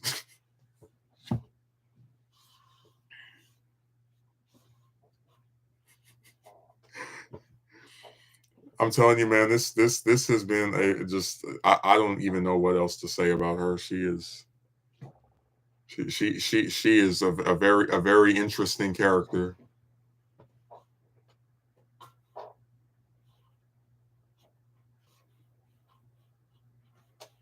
A woman that's always on her phone doesn't take phone calls. Yeah, I believe that. I told you she's a liar because I saw her on the phone like two or three different times. The first instance where I tried to talk to her after finding out about the report was like while she was walking to her car, and I tried to like directly say to her like, "Hey, are you mad at me? I don't have any recordings of you." And she's like, "Oh, I'm on the phone." It's like, "Yeah, so you're a liar." I didn't say you're a liar, but like that was I just noticed. I was like, "You don't do calls, but then you're on the phone. Like you're okay, whatever."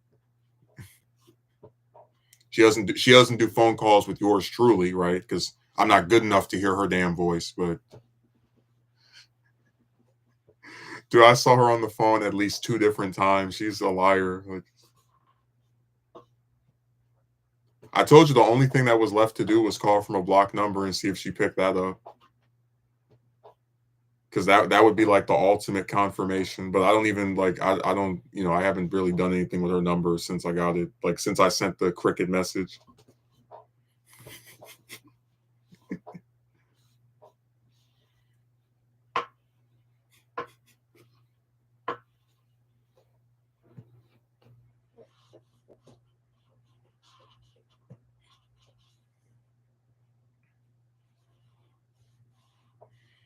I'm telling you, this has been such a torturous period. Like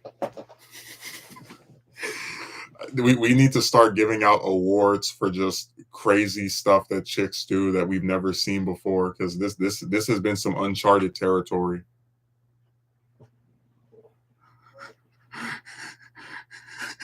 What a start to the year.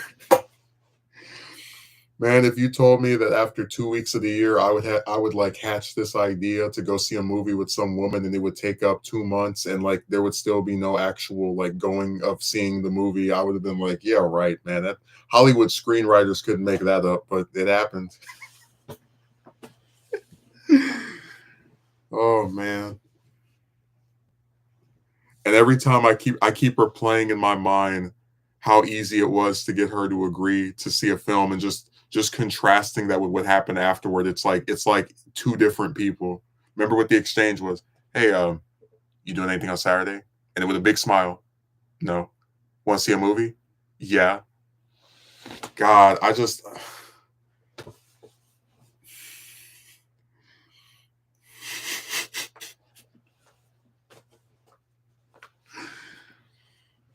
you better believe if I make the mixed signals queen novel, that exchange is going to be in there word for word because I still can't believe that it was that easy. And then what came next was like just like an unrepenting nightmare.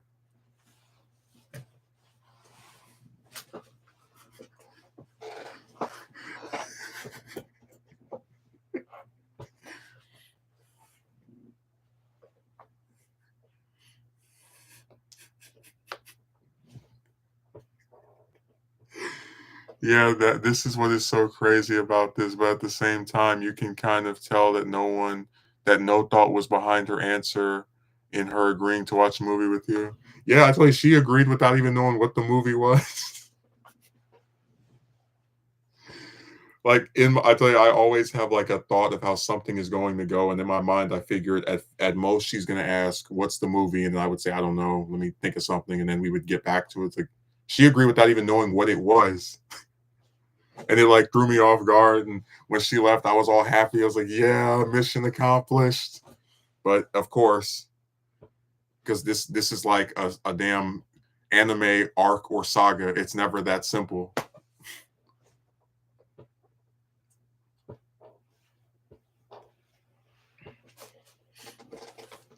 By the way, I was talking with one of my managers, and we were discussing the Boo saga, and I told him there's a lot of like gags in the Boo saga, but my favorite gag is Gohan calling Boo a retard and then getting outsmarted by him.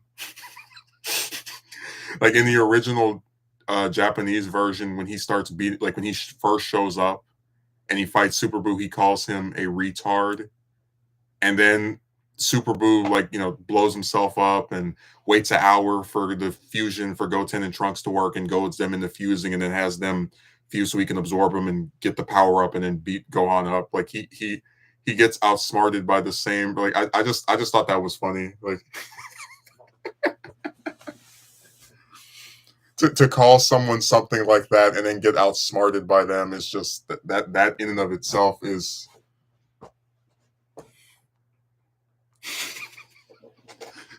It's like, look at how stupid you are. Oh, you just proved how dumb I am. Oops.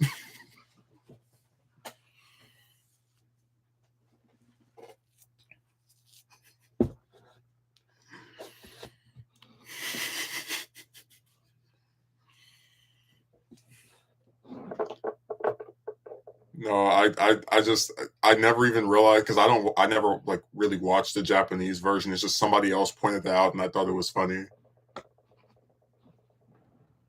Like he calls Boo dumb and then he gets out or a term that is being used clearly to call someone just like mentally ill or unintelligent and then gets outsmarted by him. Like I just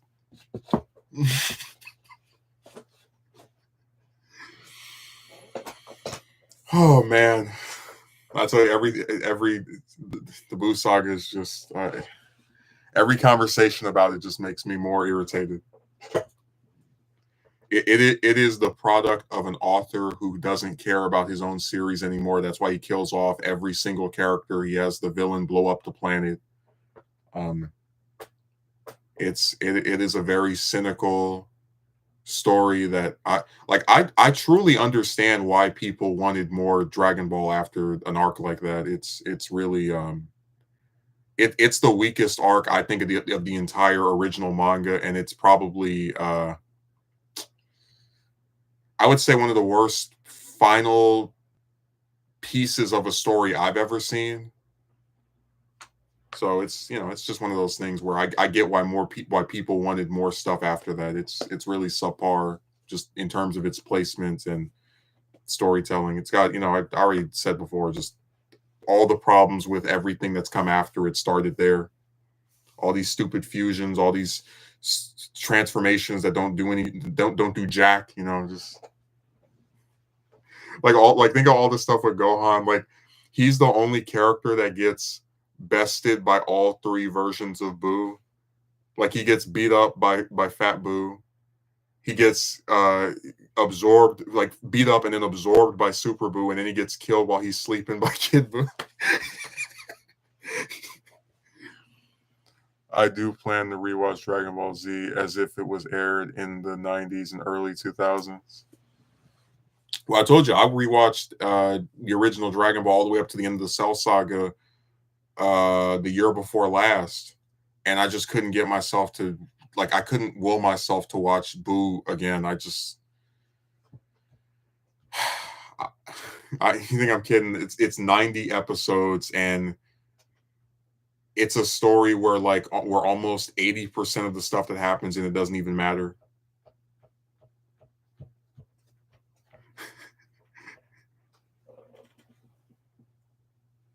My older siblings really well, I don't want to say anything mean about your older siblings, but I'm gonna have to say I don't agree with their taste. When I was a kid, I thought the Boo saga was great. I mean, Super Saiyan 3, right? All the fusions and the different forms of Boo. But as an adult, as someone who thinks critically, it's a mess. Like just from start to finish, it's a complete mess.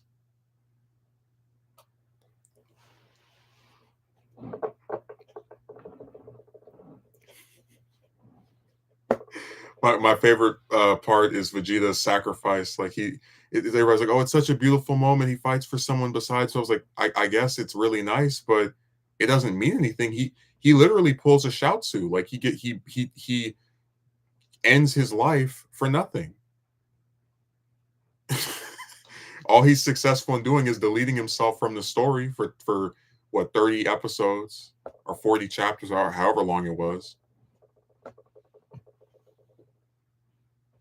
Would you rather watch that over? Oh, of course. Super's a whole other mess. Like the Boo saga is just one arc. Super is two stretched out, ugly movies, uglier versions of movies. A tournament where they lied about Piccolo and Boo being involved when they really have barely anything to do in there at all.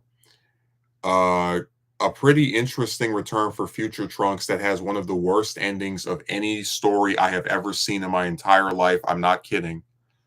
And another tournament that is significantly better than I think most of the other parts of the story, but still questionable in terms of its character usage.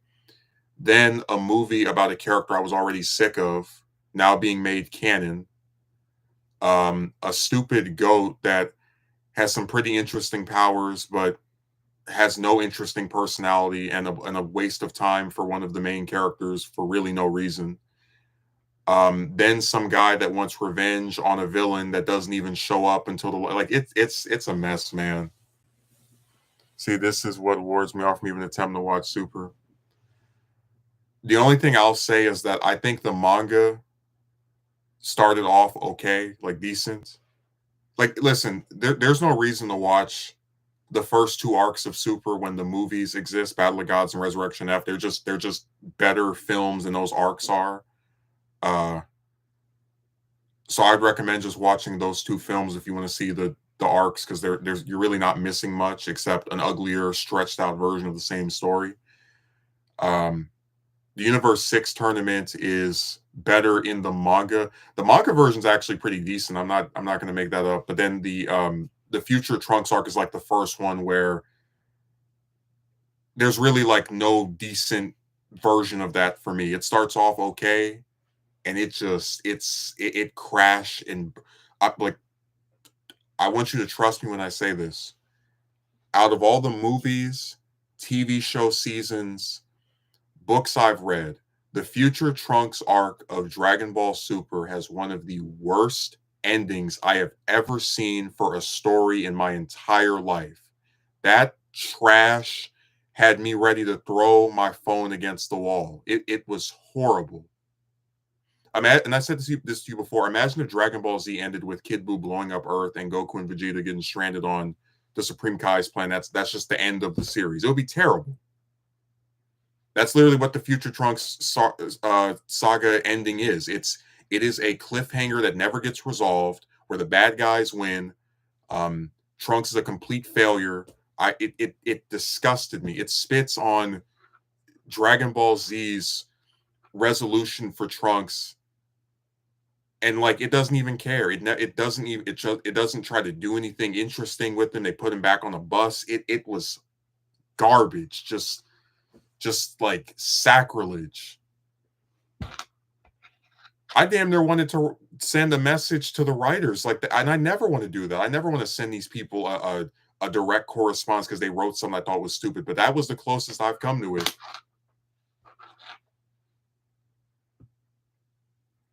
Just awful, man. Like, the Tournament of Power isn't some great, amazing arc, but you know what? At least I can look at it and I can say it's the most that show did with Gohan, with Krillin, with Piccolo, with 18, 17, Master Roshi. I can at least look at it and say there's some characters that really didn't get used this whole damn show, and they got a little bit of attention. I appreciate that in abstract, right? But that Future Trunks arc, I don't ever want to. There's some episodes of it that are still good in isolation. I have to just pretend it ends differently because that conclusion was horrible. From others that because Future Trunks is strong, that's all that matters. Oh yeah, they give him some BS power-ups that come out of nowhere.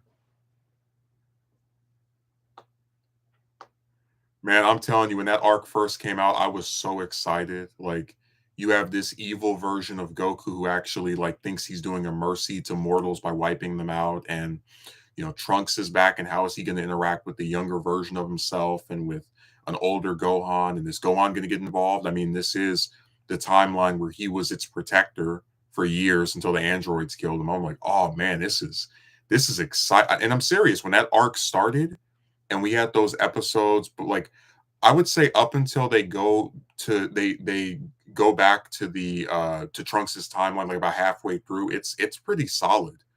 But once they go back a second time, it gets dumber and dumber, and it just like goes off the rails. Now, Future Trunks is a great character, but he just was not well utilized in this story. They had to override his happy ending, and they didn't resolve it in a way that made me feel like we got anything of substance from him returning. Like, it feels as if they wanted to make a new villain threatening a timeline, and they wanted to have an excuse to bring Future Trunks back without directly having something to do with the androids. So they're like, okay, well, we'll just make this new evil version of Goku that comes out of nowhere. It's like, yeah, but I mean, what's his deal with Trunks? Like, why is that specifically the person he's after? Oh, just trash, man. Just terrible.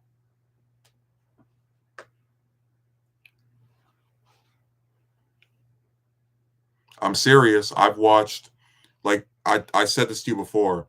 I've watched more movies in the last 4 years and consistently than any other point in my life. So I've been seeing like more films and like that I've never seen before in the last several years than any prior period. And out of all the stuff I've ever watched, all the stuff I've ever read, all the stuff I have witnessed that could be construed as entertainment, the Future Trunks arc of Dragon Ball Super has one of the worst endings I have seen for any story, period. It is garbage, sizzling trash that I don't even like. If I ever decided, because I'm never gonna rewatch Super from start to finish, it's just too terrible. Um, but if I ever decided to rewatch that arc, I wouldn't be able to watch those last that last episode or 2 episodes of it. It's just too stupid. I would treat that arc's and last 2 episodes like TASM too. I can't will myself to sit through something I hate again. Like it's bad. It's really bad. So you can have it.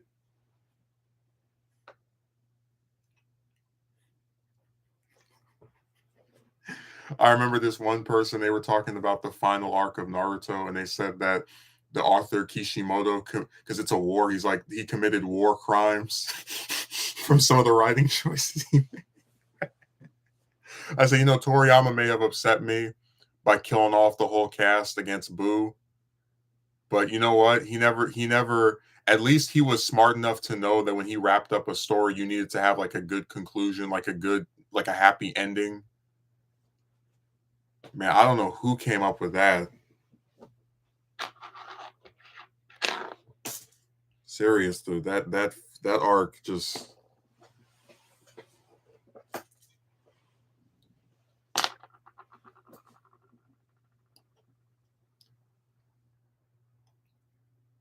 If you told me I could either rewatch the last 2 episodes of the Future Trunks arc, or I don't know, go skydiving, I'd go skydiving.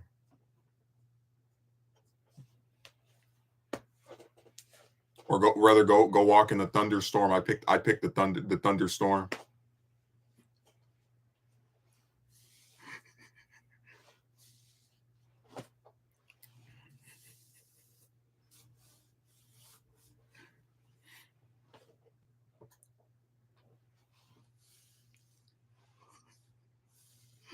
I'm serious. Like I still can't believe that arc has the ending that it does. It's so bad.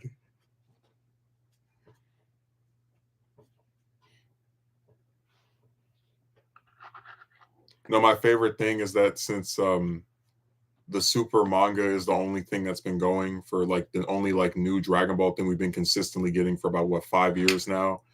Um, they have stuff where it's like this has no signs of ending or wrapping up anytime soon. Well, I don't think I ever plan to watch Super. Well, I do maintain that there is stuff I like. I really did like that superhero movie because after all these arcs of that are the same thing of Goku and Vegeta, Goku and Vegeta, Goku and Vegeta, Goku and Vegeta, seeing a movie that was about Piccolo and Gohan was like it was like somebody took like it's almost the equivalent of being a fish that's been pulled out of water and you're just sitting there starving, grasping for that liquid, and then someone just dunks you back in and you get all the water again. That's what that movie felt like. And the crazy part is that from what we found out later on, the movie was originally supposed to be about Piccolo, which if you watch it, you can tell because there's like periods where it's just Piccolo doing stuff and Gohan sitting there on his stupid computer. But I think it was the film director had to tell either Toriyama or somebody else, hey, give Gohan something to do. That film probably is my if it's not my favorite Dragon Ball movie, it's definitely my favorite super or like movie like thing. It's my favorite Dragon Ball thing that they've done over the last 10 years, like since Battle of Gods. Just it was nice.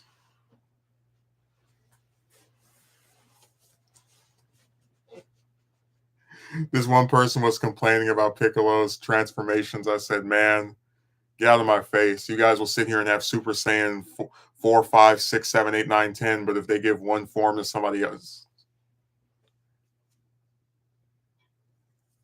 I always think about how dirty they did him in GT.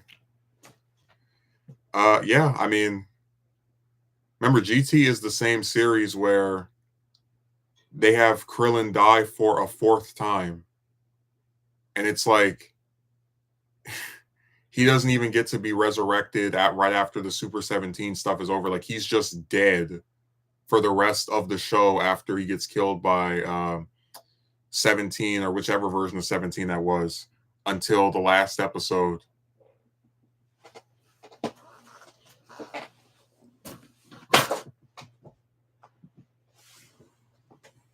That's one of the things I said. One of the few points I'll give Super. It's the first Dragon Ball show that Krillin survived all the way through. I'll give it credit for that.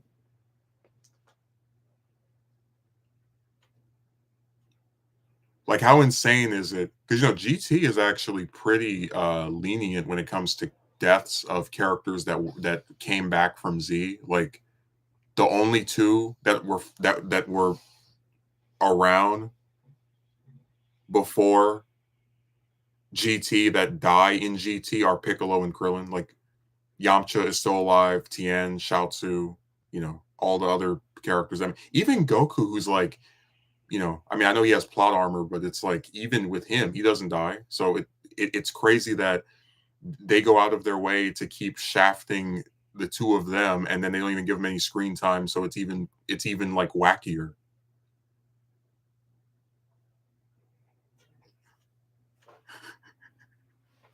I told you you can have GT. Like imagine watching the Boo saga where Krillin and Piccolo get turned to stone before anyone even gets to fight any of the actual villains of the arc, and then by the end of the arc they're both killed by Boo at different stages, and then you watch GT and then they die again uh over like more stuff where they're not even getting to fight or have any like big role in the story.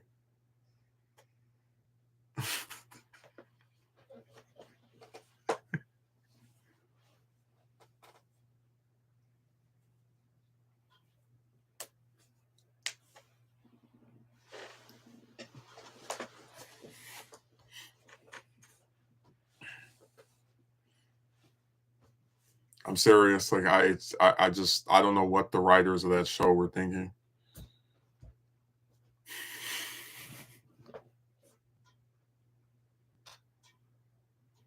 But these are the same people that decided to bring Frieza and Cell back for the Super 17 arc, and they don't even get to see anyone that they know. Goten and Gohan were pretty underused as well. Well, that's just the problem with like Goten was created literally just to be Goku's replacement, but then when Toriyama brought Goku back to life, he's like, okay, well, I mean, I don't know what else to do with him.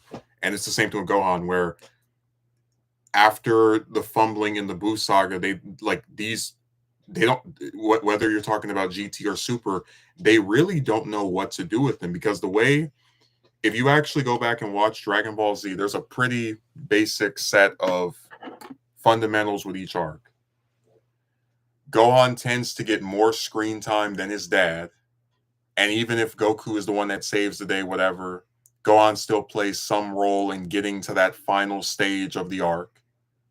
And that is how it is in each arc of Z, including the Buu saga, where it even looks like Gohan's going to be the big hero because he gets the power up. He shows up and it looks like Super Buu is beating everybody up, and then they just decide at the last minute, oh no, he's not gonna save the day.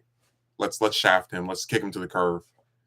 And ever since that happened, the writers who have come afterward have no idea what to do with him. Seriously, you can count Gohan's whole role in GT on like one hand. He gets possessed by Baby and becomes a minion for him. He gets stomped by Super 17. He gets stomped by well, he has a fight with Rildo, but it's like really, really brief, and then he gets stomped by Omega Shenron. It's like he's barely even in that series, even though his daughter and his dad are the main characters of it. That's why I said, imagine watching Dragon Ball Z and just like thinking in your head, like all this focus is going to a character who in the next show is not even going to have any actual involvement with the main story whatsoever.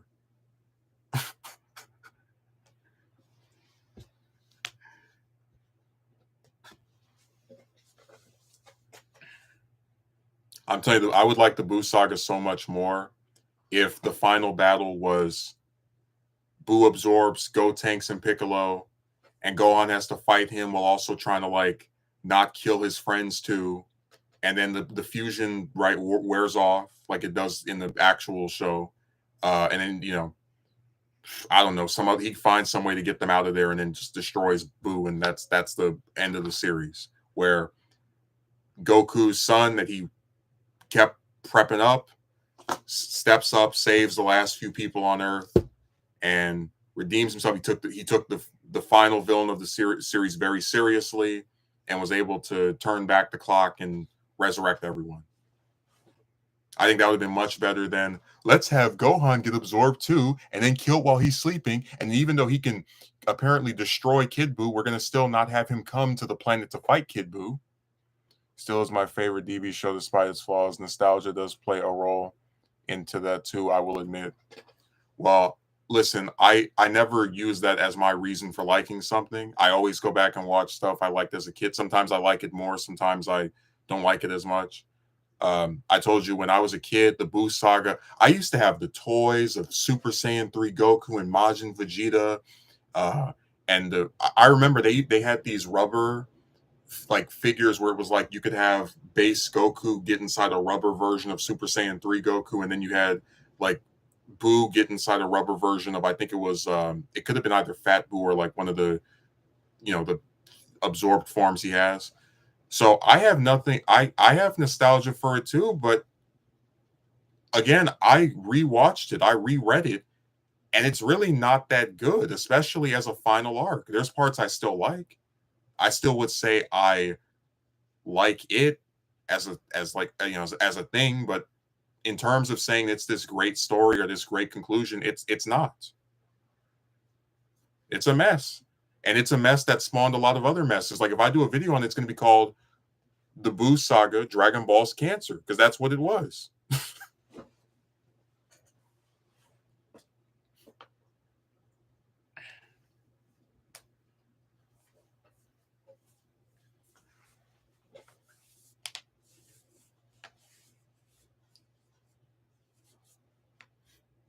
Dude, I'm not even kidding. Like, so many characters get mishandled. Like I said, I'll rewatch Z.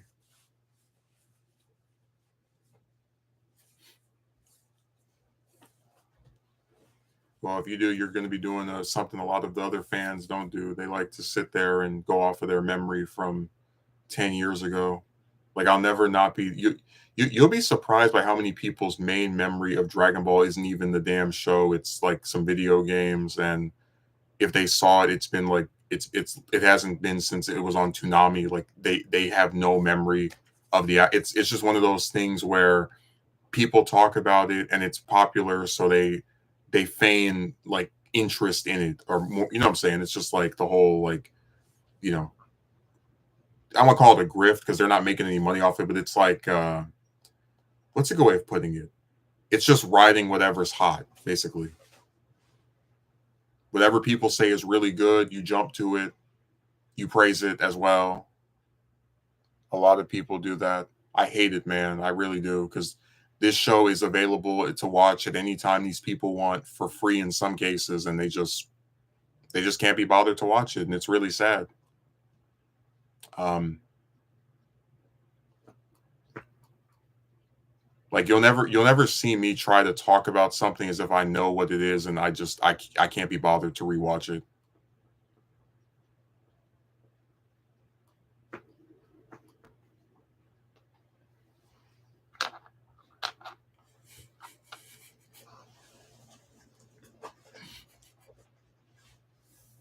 I'm probably gonna get demonetized for saying the R word, but whatever. I just felt like I had to say it because I just thought it was funny. Super Saiyan 2, that form is just saddening though. Well, Super Saiyan 2 is like that's a retroactive term. Like when the Cell Saga actually came out, it was called Super Saiyan Grade 5. It was supposed to be like the final version of an upgrade to Super Saiyan. And then when Toriyama pulled out of his, you know what, Super Saiyan 3 came out of nowhere, right? He's like, well, I have to give this a memorable name. And there was that form that Gohan used that was, more distinct than the other forms. So I guess that will retroactively now be the second form, and this will be the third. Because again, you can go and watch or read the Cell Saga. They don't call that Super Saiyan 2 because that's not what it was originally supposed to be. That's why I said writers coming up with stuff, left and right.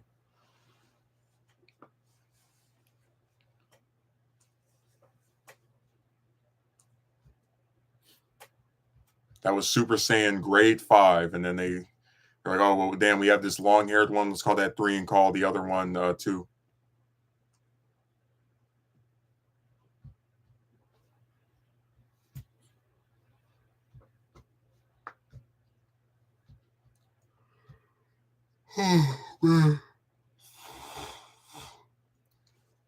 This damn rain seems to be picking up again. I really hope I don't have to drive out I hope it lets up by this afternoon. It also didn't win any fights as well. It's a really memorable looking form that just comes out of nowhere and has no actual significance to the story. Like, you could have had Goku power up to Super Saiyan 2 against Kid Buu, and it would have been the same result. I was telling Mike, this guy said Toriyama must have really like been in love with Buu. Like that must have been his favorite creation ever because he gives Buu more forms than any other villain. Like Fat Buu, the like the gray one, the evil Buu, right? Super Buu, then Super Buu with Go Tanks absorbed, then Gohan absorbed, then Kid Buu. And if you want to get even more technical, I'm not going to bring up the Piccolo absorb form, even though that is like another power. But it's like he gives him all these forms, and then he also like Buu kills everybody. Super Buu takes out almost every single character in the entire series except for like a handful, like Gohan, Piccolo, and even then it's like they get taken out when Kid Buu blows up the planet. So he he really was just infatuated with Buu, and then of course the original Buu, the one we're first introduced to, gets to survive and be a recurring character or still show up after the Buu saga. So it's like even though Buu is gone, he still technically isn't. Just that must have really been Toriyama's favorite villain.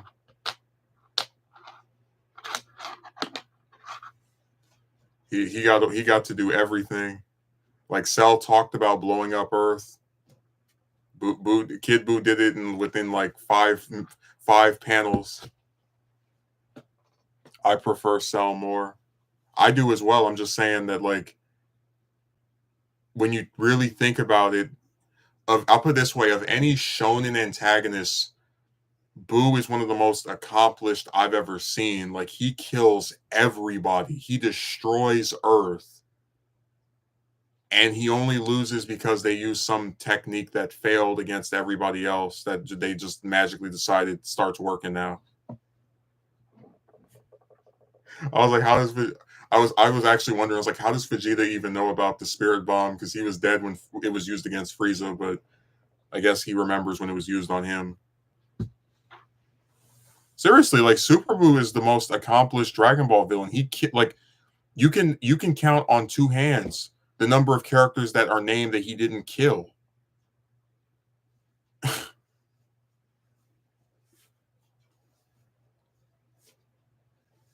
It's really crazy.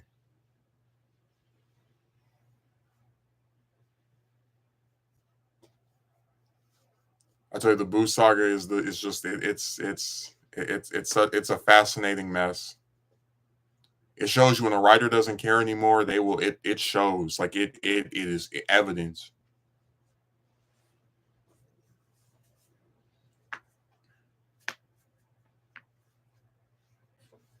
But no, all that stuff with Gohan just got tossed out the window, and ever since the Buu saga did him dirty, he's never been able to recover. He's always playing second fiddle to his daddy. Gohan's not as interesting as Goku, according to who?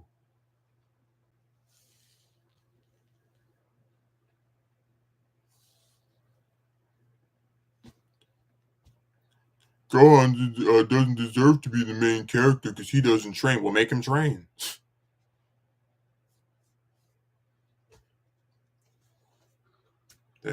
Some of these fans, man, they bury their heads in the sand and they just go no no no no no. You know, like they don't even think when they say things. I'm serious. Like that's one of the reasons why I don't even talk to the fans of this stuff at all. They don't think. I know not really anyone cares about Radsmore, but I actually miss him. I'll never understand the logic of introducing Goku's brother and just like getting rid of him after what 10 chapters to never be mentioned at all ever again. Like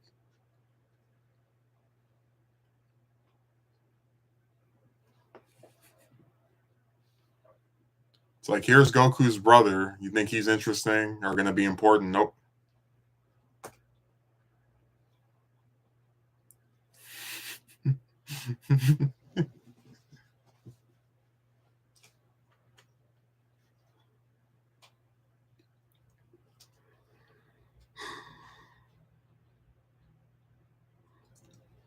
I'm still laughing at like Gohan's role in the Buu saga. Like if you watch the openings for it, really cool character.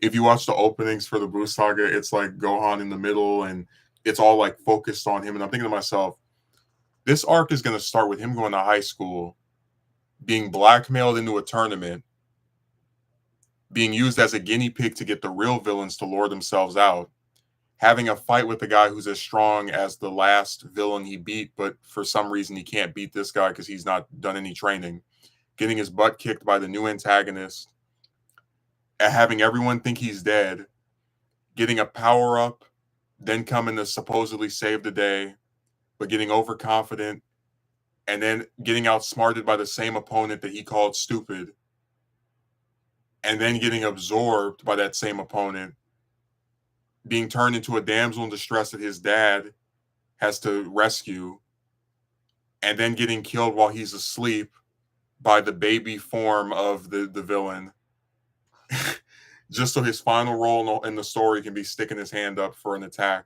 on another planet for like one panel.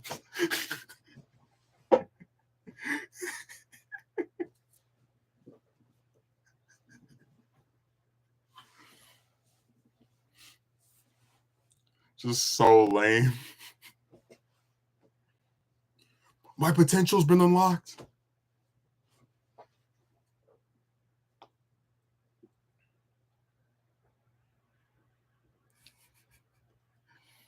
If you put it that way, you make it sound like a huge parody. It is a parody. Again, like the Buu saga betrays everything that came before it. All that buildup of Gohan from when he first hit Raditz in the stomach and did more damage to him than Goku or Piccolo did before they used the special beam cannon.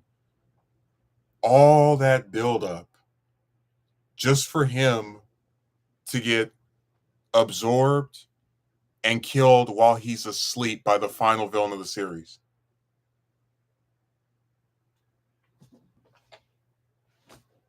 Like, what was the point?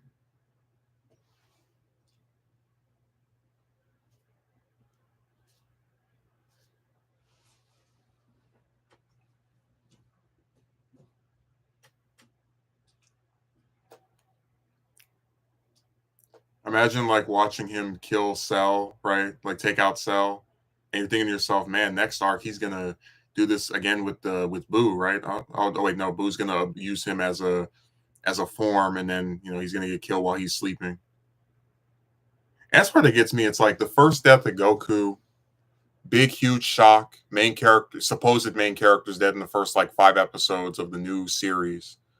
Uh, First death of Vegeta. It shows how ruthless Frieza is. This man he's known for years. He just takes out, doesn't even care about, and just blast him right through the chest. First death of Piccolo. It's a heroic sacrifice to save the son of the person he was created to destroy for avenging the death of his own father. First death of Krillin, right? Uh, Complete shock to Goku sends him into this roaring rampage of revenge. And of course, his second death is what triggers Super Saiyan even being a thing. And the first time that Gohan dies, that the first time that the character who we were introduced to as a little boy at the start of Z, the first time he croaks, it's while he's doing this.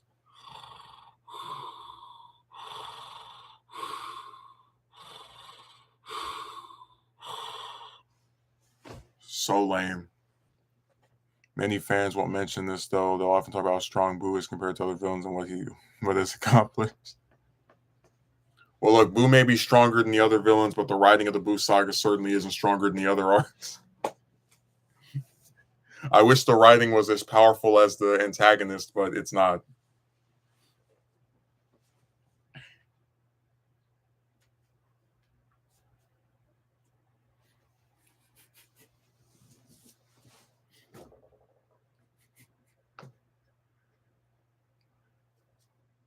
To me, that's just the funniest thing. Like, they go out of their way to rescue Gohan, Piccolo, and the kids, and then they just die while they're sleeping and get written out of the rest of the story. Like, it's just so weird.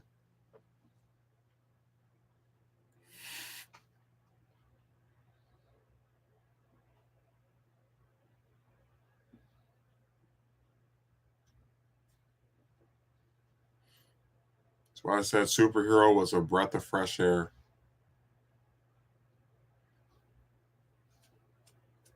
Person has if that was my favorite Dragon Ball movie, I said it's up there. I think I probably like Dead Zone more. But it's close. That does remind me still man, I don't even do Dragon Ball videos anymore. I gave up because they don't like they don't watch them, they don't say anything, they act like you don't exist. You sit there and you write a whole script and nobody like writes anything or even comments on it. But of course, you make one of those stupid power scaler videos. Here they come. How strong is Super Saiyan 4 Goku against Omega Shenron? Like, so you're very unlikely to see me make another Dragon Ball video. I just got burnt out of it. I said this is stupid. The rest of them don't even write scripts. They just make a video with a bunch of screenshots and like talk over it, and then people watch it. It's crazy. Well, let's not forget the news channels. Dragon Ball Super is coming back summer 2019. That didn't come out. Dragon Ball Super is coming back October 2019. That didn't come back. January 2020.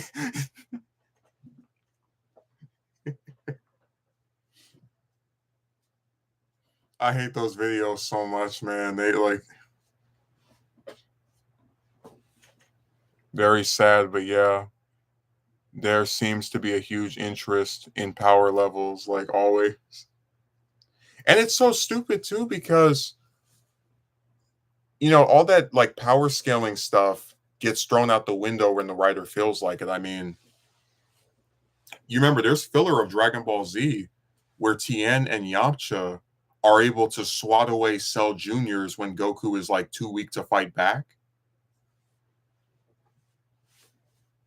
I mean, like there's filler where they fight the Ginyu Force and are able to like compete with them and fight, be strong enough to battle. So it's just I've never given much attention to that stuff. It's just a stupid, lazy man's video to put out when people don't feel like actually thinking of anything creative.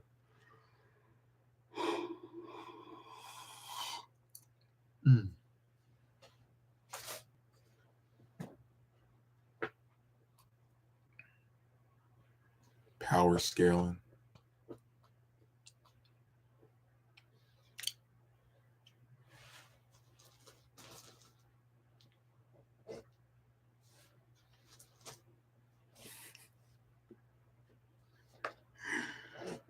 I'm telling you, I hate those videos so much. They are my some of my least, like, I think I might like reaction videos more than power scaling videos. Because it's like when I get into a story, it's about the characters, it's about, some developments I think are interesting, whatever. Um, I never like sit back and go, is this person strong enough to fight this person? Because you know that oftentimes what happens is writers will like a character so much that they'll just like hand wave any rules they have. Like I gave you the example of how, when the Buu saga starts, 18 is stronger than every single living character except for Gohan, Vegeta, and maybe Piccolo. And I say maybe because, super established androids can get stronger. So, that's dubious. But my point is that she is, without a shadow of a doubt, one of the top five strongest fighters when the Buu saga starts. And in spite of that, we get no fight with her and Deborah, Fat Boo, Super Boo, Kid Boo, like nothing. Just she's treated like any old damsel in distress, and it drives me crazy because you would say to yourself, okay, well maybe this is just the way it had to be because it's a weaker character. But it's like, but then remember, Piccolo is in the story all the way up until, getting absorbed by Super Boo, and not only that, uh they they have no problem taking that chocolate beam thing that Super Boo has and just completely doing away with it when they want a character to be able to fight Boo.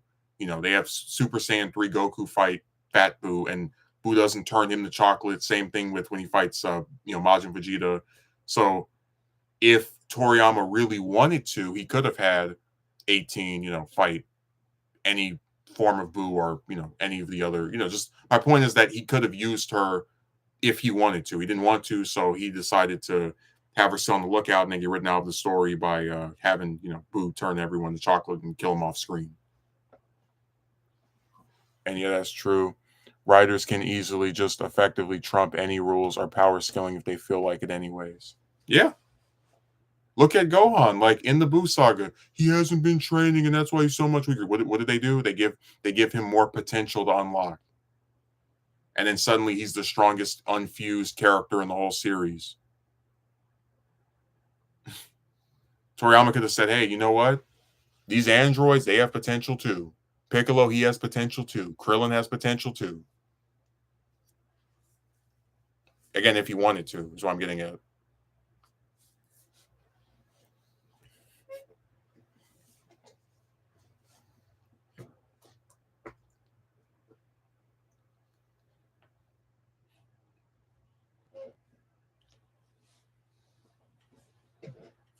Imagine Krillin had a form. I mean, hey, I was the first one saying they should have given him Ultra Instinct instead of Goku.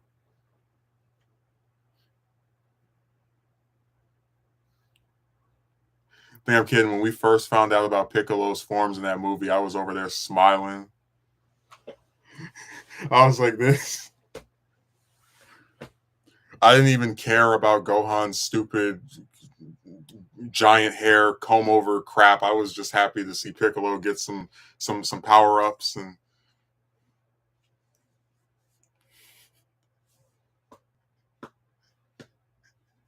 you think I'm kidding? When they showed Piccolo with those forms, I was celebrating. I said, yes, Toyotaro and Toriyama have finally done something right. I was clapping. Hadn't even seen the movie. I was like, hey, you know what? I couldn't believe it. I said after 20 something years, they finally gave Piccolo like a legitimate form, not the giant form, like an actual transformation, and it looked nice.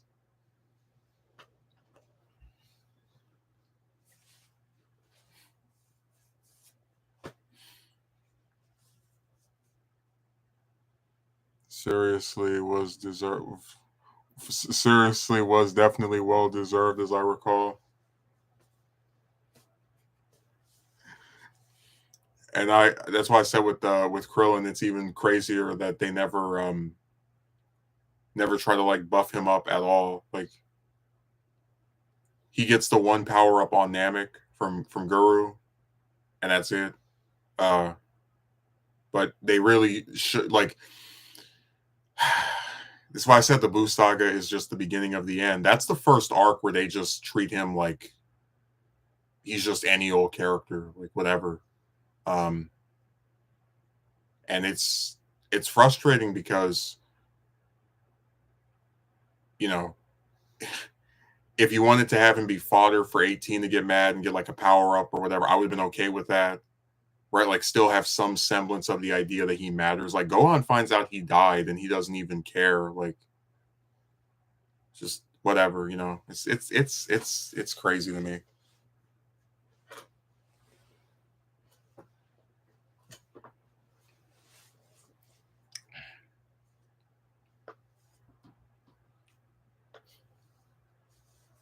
Waiting for this damn rain to let up.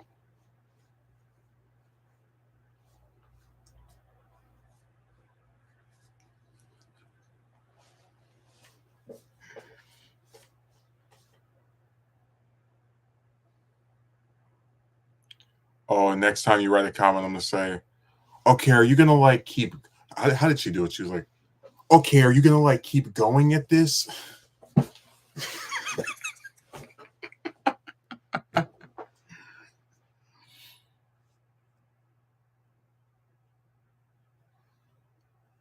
I shouldn't even look at the camera. I should, you know, only thing I should stare is my phone, just like this the whole time.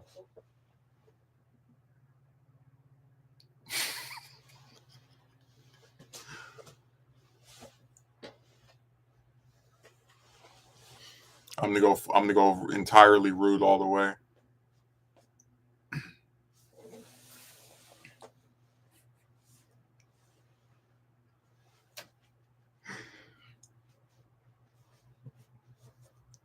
Oh, and let's not forget, we're going as friends, right? Why did you think I wanted to be your boyfriend?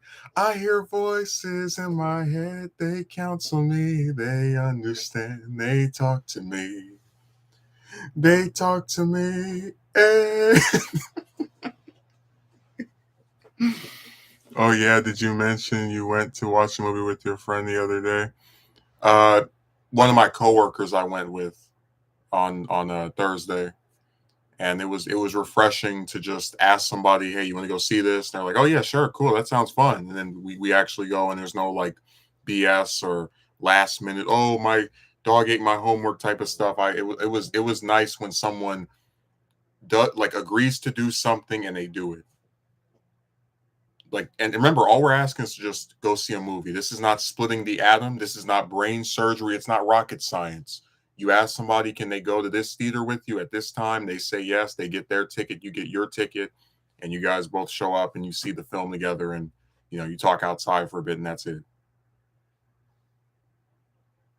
I find it really sad that like because that guy doesn't even have a car is what I find even like crazier that like she has a car, can get around any town anytime she wants, and just dither and delayed for 2 months. And that guy was like, it was like 3 days to just, do that. Like it was so much simpler.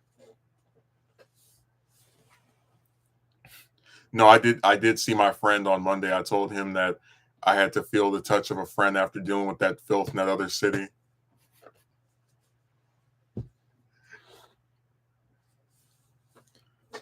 Remember? Oh, you probably don't remember from the Monday stream where I was like, uh, you have to send her. I had to send her like 2 or 3 messages to get her to write back one, and it's like for you have to like throw. I'm sure what the exact phrase I used was, but you have to like throw like put out massive amounts of energy or like effort to get crumbs.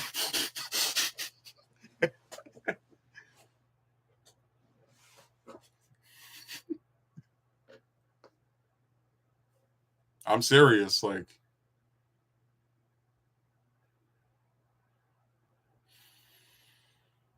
oh, these people drive me nuts.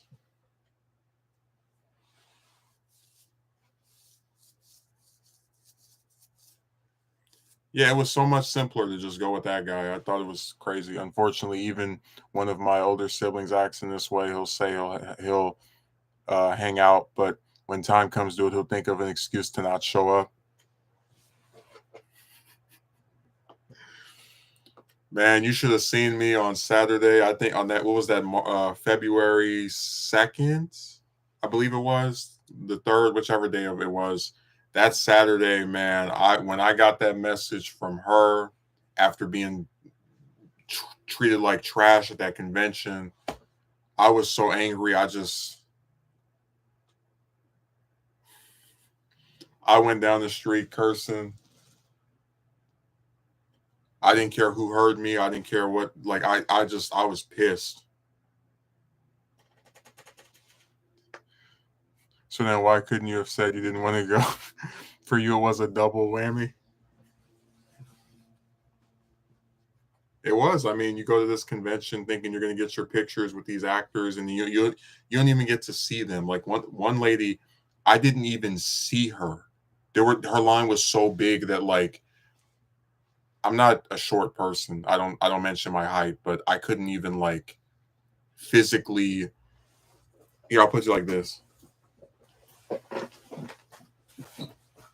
Ugh.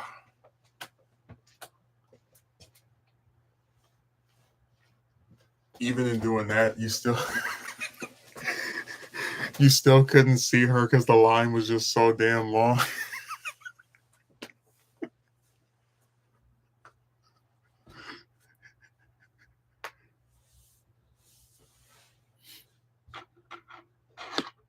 I didn't even get to, like, physically see that lady. That's how bad that event was, packed, filled with people. And then after having your time wasted from morning all the way up until the middle part of the afternoon, you send this lady a message. Hey, are you home? No, sorry. I just sat there and looked at my phone and I said, really?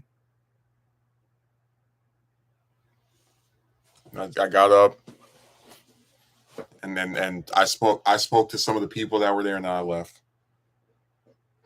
And I came back and did the stream with my face like this, and the rest is already known to you.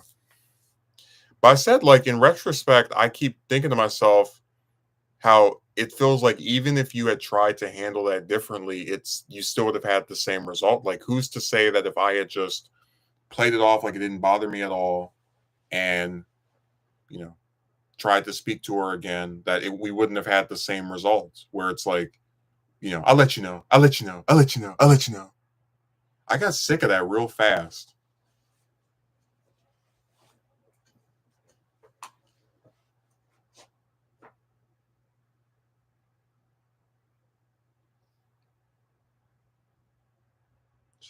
Just weird, man. Still laughing at, can I walk you to your car? And then remember, well, there was something I want to talk to you about. What? So, you, you you really thought I just want to, like, walk you to this vehicle and then have you say bye to me? Like, that is code for stringing you along. I'll let you know. I'll let you know. I'll let you know. So yeah, that's her catchphrase. That's why I didn't mind. The one good thing that came out of her, like, getting mad at me, is at least now I don't have to hear that stupid thing ever. I haven't heard it in a month. I'm I'm glad I don't have to hear it anymore. That's the one thing that I'm happy about this turning out the way it did. That phrase is gone. It needed to die a slow death. I'll let you know. I'll let you know. I'll let you know. I'll let you know. I'll let you know. I'll let you know. I'll let you know. I'll let you know. Just trash, man. I'll let you know. I'll let you know. I'll let you know.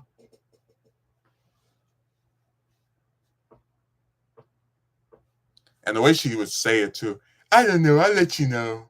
And I said to her directly, I was like, no, you won't. I've already foreseen it. My exact words, I've already foreseen it. You're gonna not tell me that even if you're not busy, you're not gonna tell me that you're not busy because you don't want to hang out with me, and then you're gonna do the same thing next week. It's only a matter of time.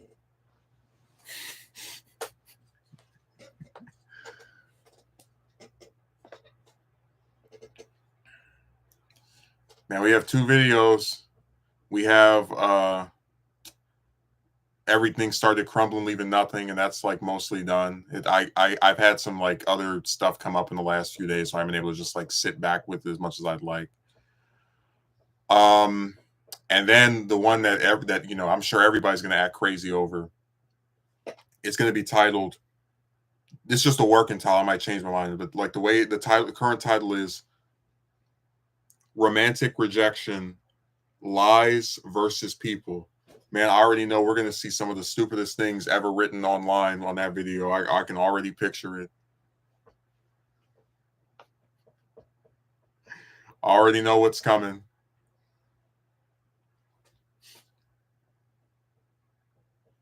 But I mean, hey, they can keep getting mad at me for telling the truth, but it's reality. Uh, I'm not kidding when I tell you that I did get the like screenshots of what they wrote on the train wreck, and I pledge to you, I never try to make it sound like I never go around calling myself smart, but the stuff they wrote was so stupid. It makes me feel brilliant because it's just again, it's like it's so dumb. It's so dumb, and like I was gonna say that I've started noticing a trend where it used to be the guys would come online and go, "Oh man, I got all these chicks trying to talk to me and they all like me." And like now what I've noticed is that a lot of these guys will say, "Oh, I'm not with anyone," but then you're also still like there's something wrong with you. Like they'll freely admit to not being successful with like women, but then still try to badmouth or trash you as if they are, and it's so like it's such a like weird double standard contradiction that they don't even.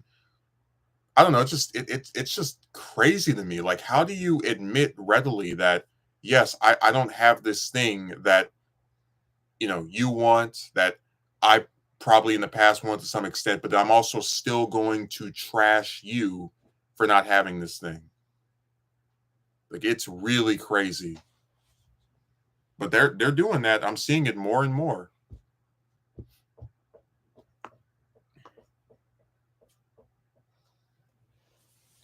FF7 SQ and the unfortunate events of her contradict.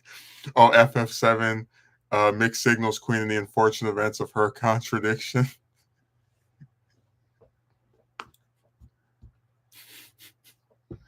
You think I'm kidding? If I actually do write the mixed signals queen like novel, right, where it's like 10, 20, because it'll be me narrating, of course. I would start off each installment with the animation of me like praying and her coming down with the sword. And it'll be funny because it's like I'm making that in black and white, but if I like it enough, think it's good, I'll make revisions to it. So like imagine each part it gets better looking, like like it starts to get in color and you get like this big background. Oh my god.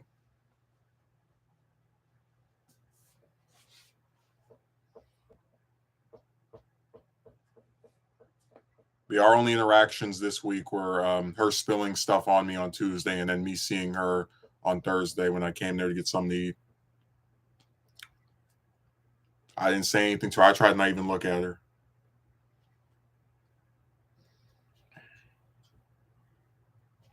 Like I said, man, it's done. It's through. Um, I didn't want it to be this way, but you just have to accept the fact that sometimes nothing you do makes any difference. And I'm telling you, out of all the jobs I've had, this is the first one where I've had an arch enemy, where there's like someone where I look on the schedule, oh, they're going to be there today, where we don't even look at each other. She who will not be named. Like I have coworkers that tell me about how, crappy the people around them are, like someone they don't like. And I will, even if I bring up what happened with her, I never say her name because I keep telling them I don't trust anybody anymore. Square Enix needs to hire you for this project.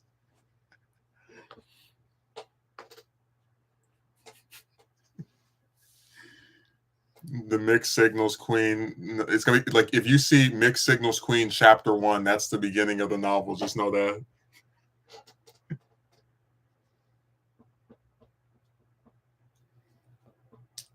And the first chapter is going to be innocent. It's just like the initial, like in the initial stages, as that one guy said.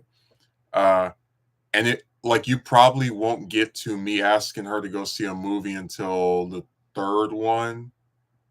It'll be really like early on because that's when like she gets that hyper focus, like that extra prominence.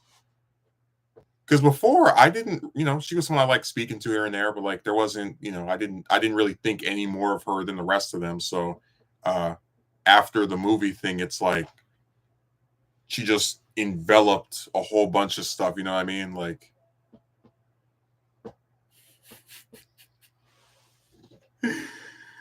oh man.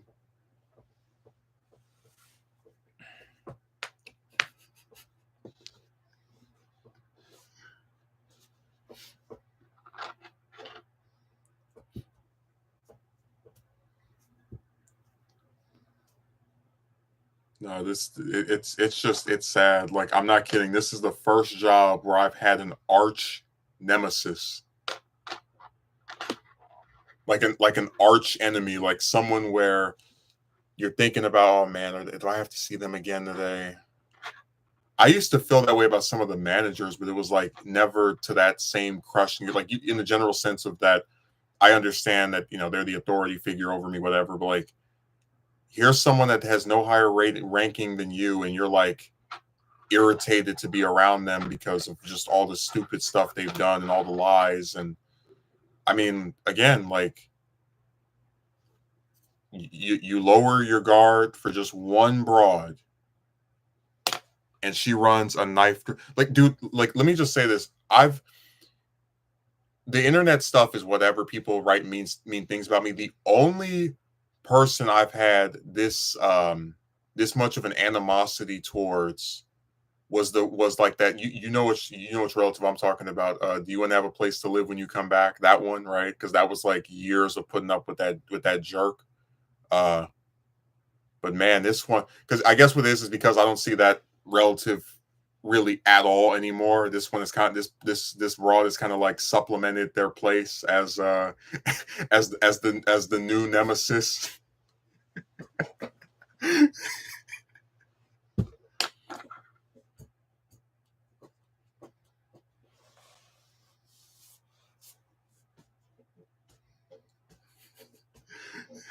It reminds me of how everybody used to say, "Oh, Green Goblin is Spider-Man's arch enemy," and then Norman Osborn, died during the death of Gwen Stacy story.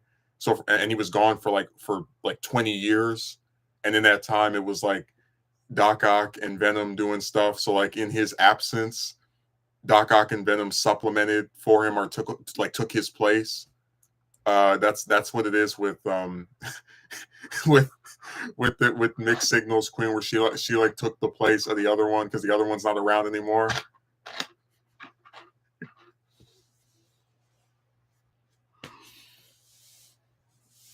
Imagine like gaining like an actual enemy from just trying to go see a movie with someone. Like imagine if I told you that I'm going to ask you to go see a movie with me, and in the span of a week we're going to like no longer be speaking to each other. We won't even look at each other. I go out of my way to say nothing to you. You go out of your way to say nothing to me. Oh man, what is this? Only in the 2020s this could occur. And I want to keep like stressing this point. In a span of 24 hours, she went from seeking me out to sit by to possibly trying to get me fired. Think about that. In the span of 24 hours, she went from coming to sit by me, noticing me before I even noticed she was outside, to possibly trying to get me fired.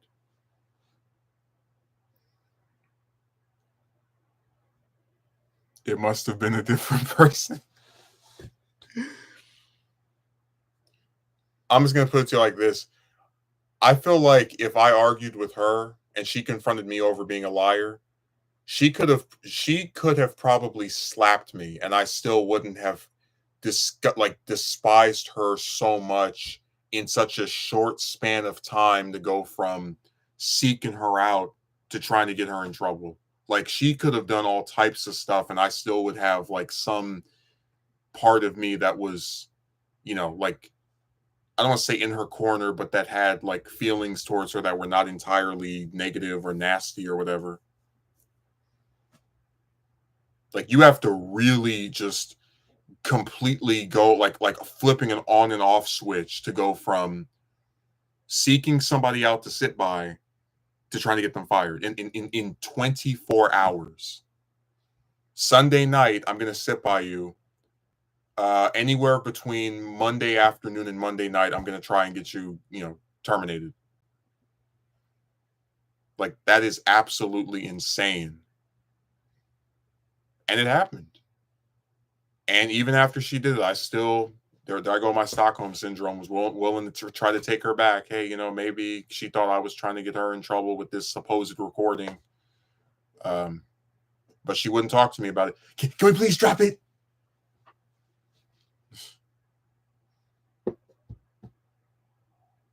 Again, if you don't see why I'm sick of chicks, I don't know what else to tell you.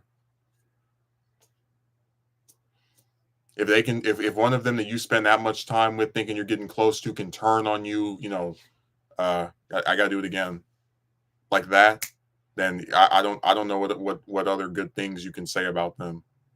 Because again, it's like, what's to stop that from happening again? And that's why I said that. Like, I don't,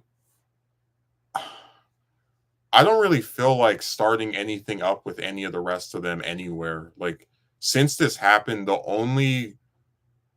only woman I've like really tried to reach out to has probably just been that one that I already knew for like a year. Like it hasn't. I'll put it this way: I haven't spoken to any new chicks since this thing with her started, except for that stupid artist, and that was literally just to get a drawing. And you see how insane she is. But like, I'm not kidding that this has affected me to where like now I don't even want to try attempting to be friends with them because this same thing could occur once more. I do remember you doing a video about you being cursed relating to this, and it still resonates even to this day.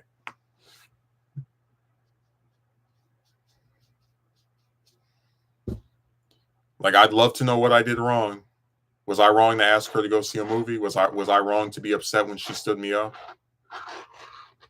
Was I wrong to think maybe I'd been too harsh and try to like make up with her? Was I wrong to get sick of being strung along with? I'll let you know. I'll let you know. I'll let you know. I'll let you know. I'll let you know.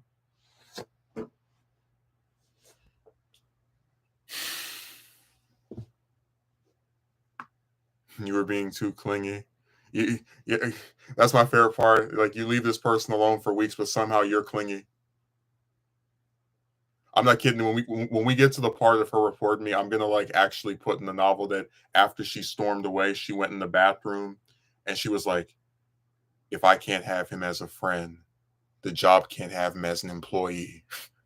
That's like the cliffhanger ending for that chapter.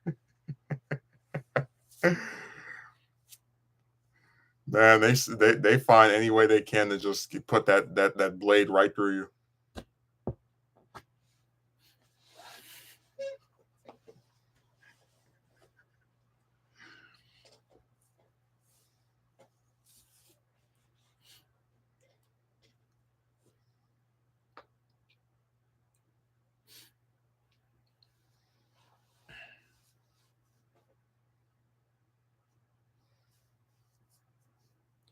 No, the one good thing is that I'm not scheduled to work on Monday, so I should be able to stream again and I guess see whatever crazy stuff happens over the next 48 hours. And of course, since it's a weekend, we're more likely to get wacky stuff. I know we are making light of her action, but at the same time, it's very unfortunate and sad the way how things are, and it doesn't seem to be improving in any way either.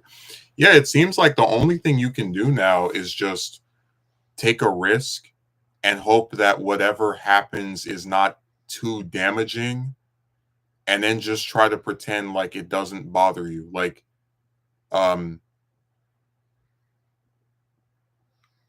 they'll call me whatever for saying this, but there was a night where I got off of a she and I had the same shift, um, and as I saw her go into her car, I had like I had to like wipe away some tears, uh, because I was just thinking of how much time went into this person and how it was all just for nothing, and like how there was a time, not even a few years ago where I had people that I could just at any point I wanted to hang out with, do things with, uh, and it just seemed as if it was like another confirmation that even if you don't want to be alone, you will end up having that fate and arguably being better off for it, because if this is the crop of people that are around you, I mean, what benefit is there to them? So yeah, you're correct. It doesn't seem to be improving, and I do think that we're more likely to see more examples of this than like them ever recognizing the errors of their ways.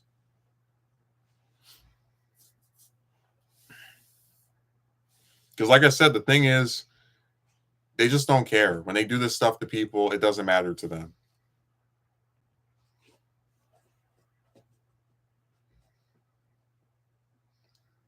That's why I hyper focused on the fact that in 24 hours you go from trying to sit by someone to trying to get them fired, because for them it is like flipping on and off switch. And people always talk about men view women as objects for their desires, but honestly, the way she viewed me was I was this toy for her to play with at work, when she was bored or wanted to laugh at something. But when I started to overstep the boundary that she had put in the sand, uh, and say, "Look, I'm not doing this anymore. I know you're stringing me along." Then I became inconvenient. I became something she didn't really want to be bothered with anymore. And it's not just enough to you know, throw the toy away metaphorically. You have to throw it away for everybody. You have to try and get it destroyed, removed, evaporated, eviscerated, because everything revolves around them. They don't ever see the perspective of anyone else. They're never accountable for anything they do, and this is just the way that they are. I mean, it's unfortunate. I wish we could actually have adult conversations where both sides can admit, hey, maybe I could have done this better. But you're not going to see that. There's no nuance involved. It's just, you know, my way or the highway. So there is no. It's like they'll face. It's not like they'll face any consequences for their actions. So there is no incentive for them to be accountable. And like, man, I'm telling you, I didn't even get in trouble over any of the stuff with her prior to that report, but I genuinely felt bad about not speaking to her. Like I was too mean, like too harsh on someone that might have been doing something. But she turned into a complete goddamn clown after I tried to reconcile with her. Dude, I would have been like, if when we started speaking again and she had actually agreed to see another movie, or like tried to make an attempt to see another movie and went through with it, I would have been the first one on here saying I made a mistake and I'd been too mean, and this is what happens when you actually give somebody a chance and they redeem themselves. But she didn't want to do that. She wanted to string me along week after week, and I got sick of it.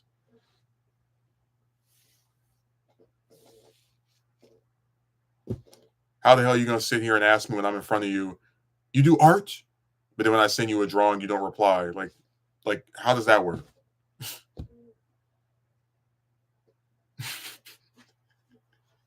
Remember my favorite contradiction. When I ask her if I send you a text message where you respond, I get,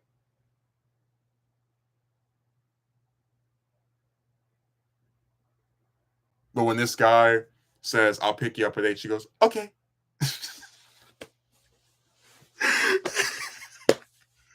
Dude, I'm telling you, this woman stuff is a joke. It's a parody. It's like a walking, talking skit. I mean, this I just can't get invested in this stuff anymore.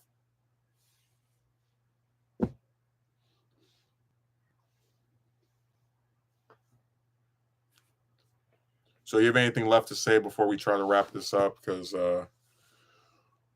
I wouldn't mind getting something to snack on before I try to get some rest before the shift starts in T minus, let's see, 8 hours, 9 hours.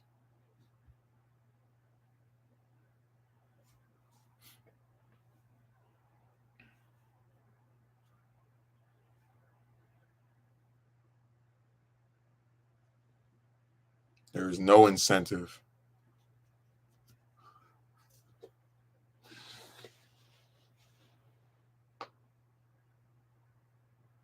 I say in the video, she out of any woman I have spoken to in the last 6, like in this post why don't approach era, that this one came the closest of any of them to breaking my heart. Because you put some trust in somebody, and you tell yourself, okay, well, this isn't going to go as far as the other one, so I don't have to like be as vigilant. And damn, they find a way to screw it up. I just don't understand how we are constantly told how women don't have an inherent advantage, because people are delusional. That's why I'm going to do lies versus people, because these guys like cheerlead for these women, and it's not helping anyone. Like, what's the benefit of telling men there's something wrong with you if a woman who probably doesn't have two screws put together doesn't like you back, but then all the chicks perfectly fine. Nothing to criticize ever, especially when it comes to romantic desires and even to become friends as well. Dude, I gave up on that romance stuff so long ago. Now it's time to give up on even trying to be friends with them. I really didn't think they could get worse, but hey, they showed me.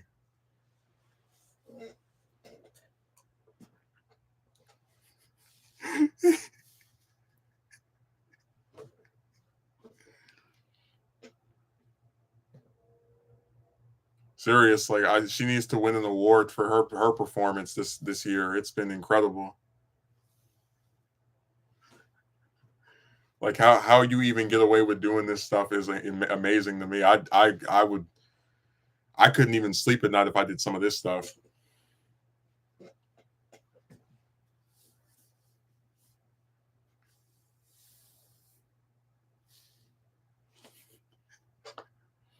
So do you have any further comments, thoughts, theories, concerns before we wrap this up?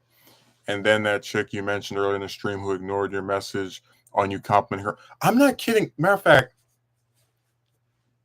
let me go in there right now.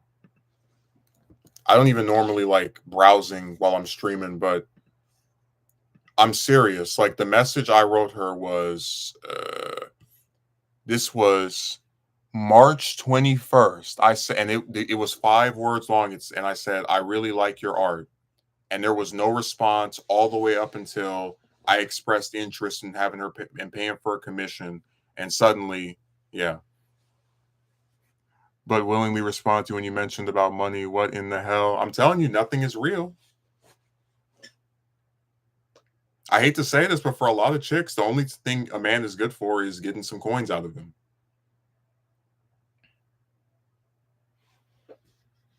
I had a guy at one point who was like messaging me on, I think it was Instagram, and it's like, I mean, he wants to talk every here and there, whatever. I don't care, but I'm just saying that like, you're never gonna see me be interested in someone because they throw some coins at me. If I want to speak to you, I'll speak to you regardless of financial incentive. I just think that's so tacky, but whatever. These people just, and it's not even like she's some big giant, artist with hundreds of people. Like I saw her stuff. When you only get like 3 likes, 5 likes, 10 likes, you're probably not that popular. You probably can talk to the few people that consistently are thumbing up your stuff and, promoting it or whatever. But no, only when they think it's some money. Truly astonished, it's truly saddening, and they reveal their true intentions. Absolutely disgusting. Man, I'm telling you, every time I try to like even consider paying a woman to do something for me, it always like backfires. Like You had that one broad, that one, I think it was what, $500, $300 just to sing a damn song. Remember that? Of course, I didn't respond after I heard that BS price, and she knew she was asking for too much. That's why she phrased her message the way she did. We talked about having Mixed Signals Queen do some voice work for me. What the this piece of crap wouldn't even hear me out last Saturday. Like, wouldn't even speak, wouldn't even let me articulate my interest in what I wanted her to do. She was too busy watching the video on her phone. And in this one, it's like, hey, can you do a commission for me? Oh yeah, sure, but I don't draw real life people, and I don't draw male characters. I only draw one character at a time. It's like, okay, never mind. So I guess I just keep my money to myself. Don't ever try to get them to use their talents for anything that could benefit you, because they'll find a way to screw it up. Well, I'm glad you enjoyed the stream, Megumi, and I'll try to see if I can be back on Monday. I should be able to, because I don't work. But there's, of course, the way my schedule has been, it seems like even when you don't work, you're still working. So thanks for showing up. I hope you enjoyed the stream, and we'll reconvene this on in the not too distant future. So have a good rest of your weekend.